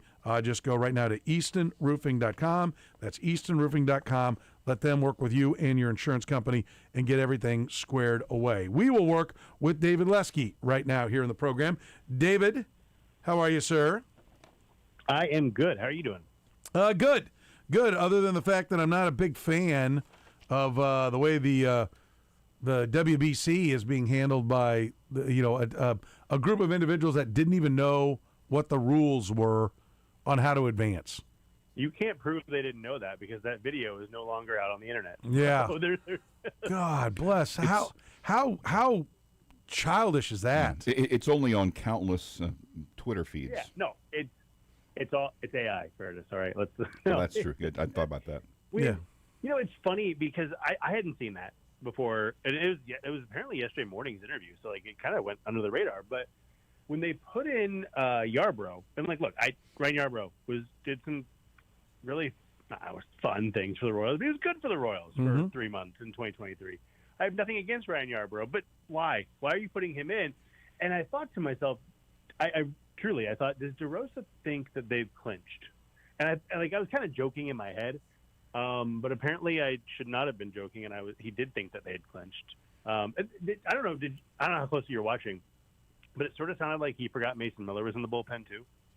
Well, I don't know if he forgot as much as I think, our theory is that it was in the 8th inning. Somebody went, you're not in. And he had Clayton Kershaw out there. Yeah. Now maybe it was just, Kershaw's like, hey, I just want to get up and throw. I just want to feel like I'm part of it. Okay. But it felt like he was going to put Kershaw in because this was the victory lap game. The game didn't matter. Yeah. And then somebody told him, if you don't win, you could be out in a lot of scenarios. And he's like, oh, okay. And then he gets Mason Miller in the game, and they try to actually win it. Right. Yeah, it took a little too long. So, yeah, not what you would call ideal. I think what we've learned is over the last few managerial cycles when Mark DeRosa's gotten interviews and not gotten the jobs, I think we've learned why. So there's that. I mean, it does. Attention to detail is non-existent with the guy. Well, I think it was before the 23 WBC that he said that he prepared to manage by sitting at home watching games on TV and deciding how he'd handle them. I did that too. So I'm Team USA. I'm free. I'm free for the next one. I love it. In that game, though, Jack Caglione went yard. How excited. Plus, he drew a walk. How giddy are you getting with what we saw was a good start back in Surprise, and now performing on the biggest stage. How excited are you that maybe Jack Caglianone's going to put it all together coming out of the gates? I mean, he looks good. And, the home run was great, obviously, and the bat flip was an 80 bat flip. It was stuck to his glove. Scale. It stuck too much pine tar, he said. Stuck to his glove. Mm-hmm. I don't buy that for a second, but that's No. what he said. No, I don't think so. That was incredible. I will also tell a quick story. I was watching with my 3-year-old, and I said, watch, Vinny Pasquantino is going to kiss him in the dugout. And she was, 3-year-old, no. And then he kissed him. You were right. So I have that going for me. She thinks I'm magical. But you are. You're a giant. You provide food. You move. Right. You operate cars. You know the answer to every question she ever has. You need to recognize that as an adult. You are magical to kids. Soren, there's only one question, and it's why. But I was actually the home run. Home run great. The walk. I thought that was an incredible plate appearance. I'm not more excited about the walk because home runs are cooler, but the pitches he laid off. And now I think he thought that he got caught on the 2-2 pitch that was on the corner. I haven't looked to see if it actually was because they didn't have the strike zone box up. But I thought that was just an excellent plate appearance. And the home run was more exciting. The walk might have been more interesting for his future, I guess is the way I'd put it. And, yeah, I mean, he's looked good. We talked about it on the podcast on Sunday. The defense has looked much better. He played a ball off the wall last night, I thought, exceptionally well. Again, individual plays are hard to say, oh, he's better, he's whatever. But everything he's doing looks better than what we saw in Kansas City last year. So it's hard not to be excited. Yeah, no, I agree. And Bobby Witt Jr. is taking pictures. I mean, that's been one of your themes we've talked about on the Kaufman Corner podcast and chatting here on the show. This is not, it's those guys, but it's the whole squad seems to be selective, seems to be better at it. I mean, are we already seeing instant returns, instant dividends from shaking up that hitting coaching staff? I mean, I think it's possible. The one, I'll be the wet blanket for a second and then I'll dry off. But the Royals were 9th in chase rate last year in spring training. So they did really well then too. But I also think some of that, and this is where it comes back around, I think some of that is they have worked organizationally to be better at that. Not at the big league level up until now, but organizationally, like a guy like John Ray, for example, I don't know that he's a big leaguer. I in fact would say he's probably not. Guys have surprised me, so we'll see. But he's a guy who doesn't chase. So they've added players organizationally from the lower levels that are now rising through. And so I think that it might be why spring training numbers were better last year than the regular season. But I do think it's hard to ignore when it's the same thing of any hitter. When a hitter makes a change, when a pitcher makes a change, whatever it is, and the results follow, it's hard not to take notice. And the Royals made a change in their hitting coaches, with one of them being a guy in Connor Dawson who kind of preaches this. And the results, the only results we have, they may not be a lot, and they may be spring training, but they're all we have. The results have followed, which, I mean, it's kind of hard to ignore that. So I think I'm not ready to say, oh, they're the Dodgers or the mid-2000s Red Sox who will never swing at a pitch outside the strike zone. But it's better than them swinging at everything right now, and it's something to follow into the season. And the good news for something like chase rate is that tends to normalize pretty quickly. So, we don't have to wait until mid-June and say, okay, we're finally at a point where there's a big enough sample. No, we're probably going to have a good idea by the second, third week of April. Yeah, I mean that's what it feels like. But if they were chasing everything and they were swinging at everything, I would have no optimism that they're going to significantly improve on this. Like if they're going to improve, I think this is how it would begin. I'm with you. Too small sample size, all those different things. But if they are going to improve, it would start like this. Yeah. I mean, we talk about 10-game winning streak. You can't get to a 10-game winning streak without winning 1, and then 2, and then 3. It's not a long winning streak until it is. It's not a trend until it is. But you can't start a trend going the opposite direction. So this is all we have, and it's what we have is good. Yeah, no, I agree. We're talking to David Lesky here in the program about these Kansas City Royals. How encouraged were you with Seth Lugo's start? I thought he looked good. I think the stuff was there. I thought it was interesting all off season talking about, well, not all off season, but in a couple of instances in the off season talking about, I want to establish the fastball more. I've gotten too breaking ball heavy, all that, and then the pitch he threw the most was his slurve. So the second he got into a competitive environment, it was, well, got to go back to the breaking ball. So we'll see how that goes. But I thought he looked good. I thought movement was there. I thought spin rate was up on almost every pitch, if not most of them. I'm trying to pull it up now just to see if I'm right on that. But he's really important, obviously, for this team. I don't know. I think that if he can just be an innings eater, that's good. Not great, good. Royals are going to have some really, really good games in their future because they need him. They need him to go 6 innings every time out like he did in 2024, like he was doing to start the 2025 season. I'm looking now. Yeah, the spin rates were up on everything but his sweeper and his changeup, which he threw 2 total. I read that wrong. So I liked what he did. I liked his outing. Yeah, I did too. And loved Walker's till he ran into trouble. But yeah, that wasn't ideal. Because he's going to pitch deeper into games, obviously, as a starter. So, yeah, although maybe he did have 5 strikeouts. Maybe he did say, okay, I'm going pedal to the metal, and then he ran out of gas because he didn't pace himself. Yeah. Yeah. But the other thing, too, starters and relief, and this is why relievers can be weird to judge. I mean, if you think about a Michael Wacha start, he gave up 3 runs in 3 innings, right? It was 3 and 3, I think it was. If he has a start where he has a rough 3rd inning, but then goes 3 more shutout and he gives up 3 runs over 6, we're not complaining. He just didn't get the 4th, 5th, and 6th. And it may not have been.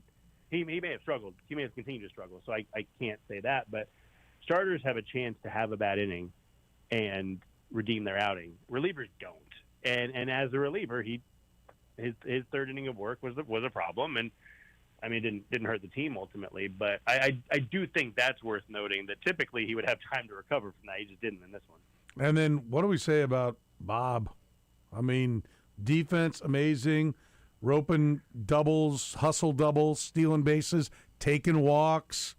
Should we all be getting money down on him to win the MVP right now? I'd do it quick because the odds are going to change. If you want to make more money. I thought similar to the Caglione thing where it's not more important, but it was cooler, more interesting to watch for me. The way he cut first base on that double, I mean, that guy is precision on everything. That was incredible. To turn the bag the way he did to get to second base on that double on the other night was just ridiculous. And I don't know about you. I absolutely loved the reactions from the superstars on Team USA. It was like, hey, we're the best of the best, and this guy put us in awe, which that's really cool. And I don't know what more you can say about him. I mean, the patience is the big thing. He chased last night a little bit, so I kind of regressed some. But again, there will be games that you do and games that you don't. But if he's going to start working walks, good night. That's it. The rest of the league can just shut it down. That's Bobby Witt Jr. with a 10.5, 11, 12% walk rate is the only player who can consistently compete with Aaron Judge for MVPs. There will be guys who pop up. Cal Raleigh will have a big, whoever.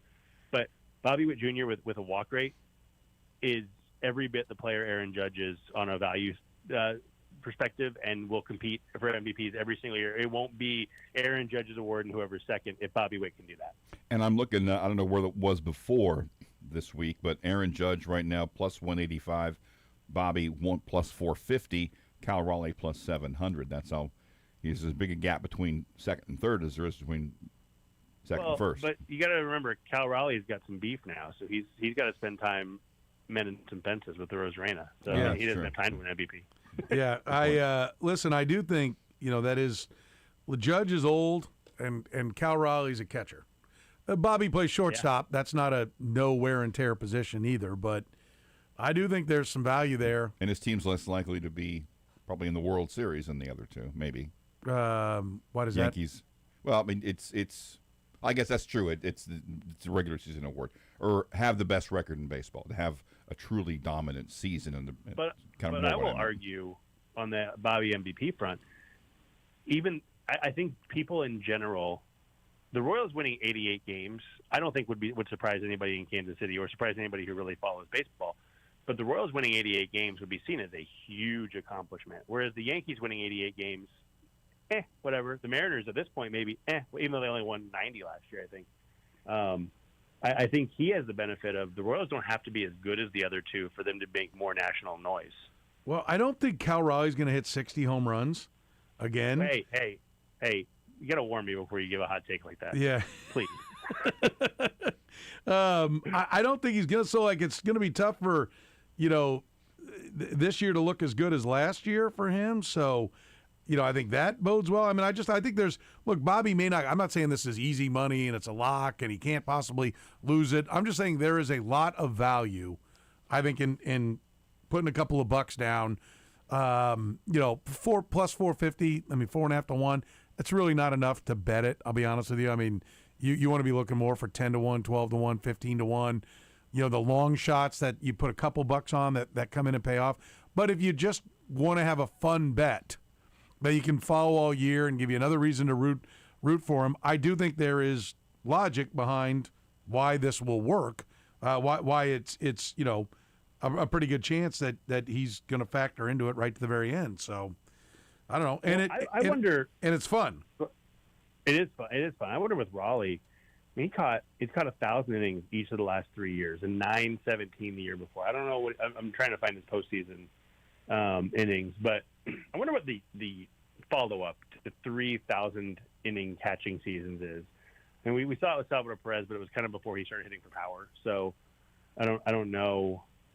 I don't know what that would be, but there's a lot of wear and tear on that guy too. You got to remember that. Yeah, for sure. I think that's part of it. And how old is Aaron Judge? We were joking around about that. I saw it was 30. I'm thinking 34, 33 or 34 would be my guess.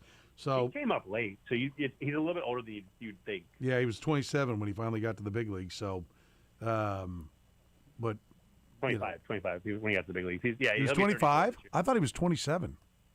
No, he was bad as a rookie at 24, at age 24, and then hit the 52 homers at age 25 in 2017. He'll be 34 at the end of April. Okay. So he's going to be basically 34. Older than you'd expect based on his service time. Yeah, yeah, for sure. All right, tell me, I want to switch over to Arizona. Mason Black threw 2 more shutout innings today. This is a guy that people may not even remember, like, who is he? It's the guy they got from the Giants, had been kind of a failed starter, but he has been a nothing but zeros. He has not given up a run yet. It's just spring training. But I'm just saying he's been very good. Like, is he maybe, a missing link for the bullpen as far as another dominant arm back there? He has been good. The velocity was up again today from last year. Now, pitching in relief, different than starting, and he started, well, I guess last year he only pitched 1 game for the Giants, so that number might be a little bit skewed. But still, 94 on his fastball, and it's a decent fastball. It doesn't move as much as you'd want, but it's not bad. Gets whiffs with his sweeper. This Royals coaching staff, you're going to get a guy, you're going to improve their slider. That's just what's going to happen. Maybe. I mean, you want to talk about somebody else who pitched today. Bailey Falter struggled again. We're getting to the point you can't put him on the roster. He struggled this spring. He had I think it was a good first outing, maybe it was rough first, a good second. I can't remember which order it was. But Bailey Falter has not been good. And I mean, yeah, they guaranteed him $3 million or 3.8 or whatever it was. But they're going to need some length in that bullpen, and just because it's risky not to have that. I don't see why Mason Black can't be that guy. I think Mitch Spence was another guy who I think was interesting, and I think it was Andy Rogers wrote about his velocity increase and all that. He struggled today, and it's one outing, but when you're fighting for a job as a pitcher, and you're only going every 3 or 4 days at most, one bad outing could ruin it for you. So, Mason Black is really interesting to me. I'm surprised how good he's looked, because when they acquired him, I thought, it's fine, depth, whatever, great. But to me, as of right now, the only reason you wouldn't want him in the bullpen is because you want to keep him stretched out in AAA. But he only threw 23 pitches today, so they clearly aren't worried about stretching him out either. Yeah, no. I mean, that's to me, it looks like they saw something and said, okay, we can take this and we can make this a weapon in the bullpen. Yeah. And they appear to be doing that. And, like if that, we all feel really good about the rotation, right? So if the bullpen can, nail things down, I think we all feel like they're not going to score less. Like that's where I'd hope not. I honestly have to ask myself, all right, what am I missing and why 81.5 is the win total? I agree. And I mean, I think that there's some risk, obviously, in Cole Reagans and Chris Bubich at the top of the rotation. I get that, but they won 82 without those guys, largely. And I think they're a better team everywhere than they were last season. So you can't just say, oh, well, they're better than last year and they won 82, so they're going to win more. But I agree. They seem pretty complete. It's hard to say that right now. I think they're struggling in spring training so badly, but they're missing 56% of their starting lineup to the WBC and 40% of their rotation. And I don't really spring results don't matter regardless, but they especially don't matter right now. They need somebody in the bullpen to step up. I don't know. It doesn't matter who it is, but Mason Black's been the guy so far. I kind of think he's on the roster. If the season started today, I think he makes the team. Yeah, I think he does too. All right, we're talking to David Lesky. Let's get to our final four. I will start you with this. Caglianone's home run total this year. What is it? What are you feeling right now? 764. No, I think he's going to get to 30 because I think he's going to play a lot. I'll say 30 on the dot. Okay. Bobby Witt Jr.'s on-base percentage will be what? 377. Okay. Who will be the most? Who will have the most games batting leadoff? Oh, that's a really good one. I think Michael Garcia. Okay. But I'm not confident in that at all because Jonathan India looks pretty good lately. Does Team USA advance? I think they do because there's so few permutations where they don't. But would it surprise anybody if Mexico gets a 2-0 lead and then both teams just say, all right, we're just going to take some pitches now and forget it the rest of the game? I think it's very possible that they conspire to keep the U.S. out of the next round. When the run total is 7.5, yeah, it feels like that's what they think is going to happen. And so it becomes a situation. It's interesting because it how do you take the competitiveness away from players who are naturally competitive, but knowing that the best way to win the WBC is probably for the U.S. to be out? Yes. So I think it's tough for a baseball player to quote unquote throw a game. It's not impossible, obviously. Emmanuel Clase says hello, but I could see it happening where they kind of let it play out in a way that doesn't allow the U.S. in. I still think they get in because of how few scores can be, but I'm not confident in that either. No, I'm not either. Always confident in you, though. David, appreciate it. We'll talk again soon. Sounds good. Thanks, guys.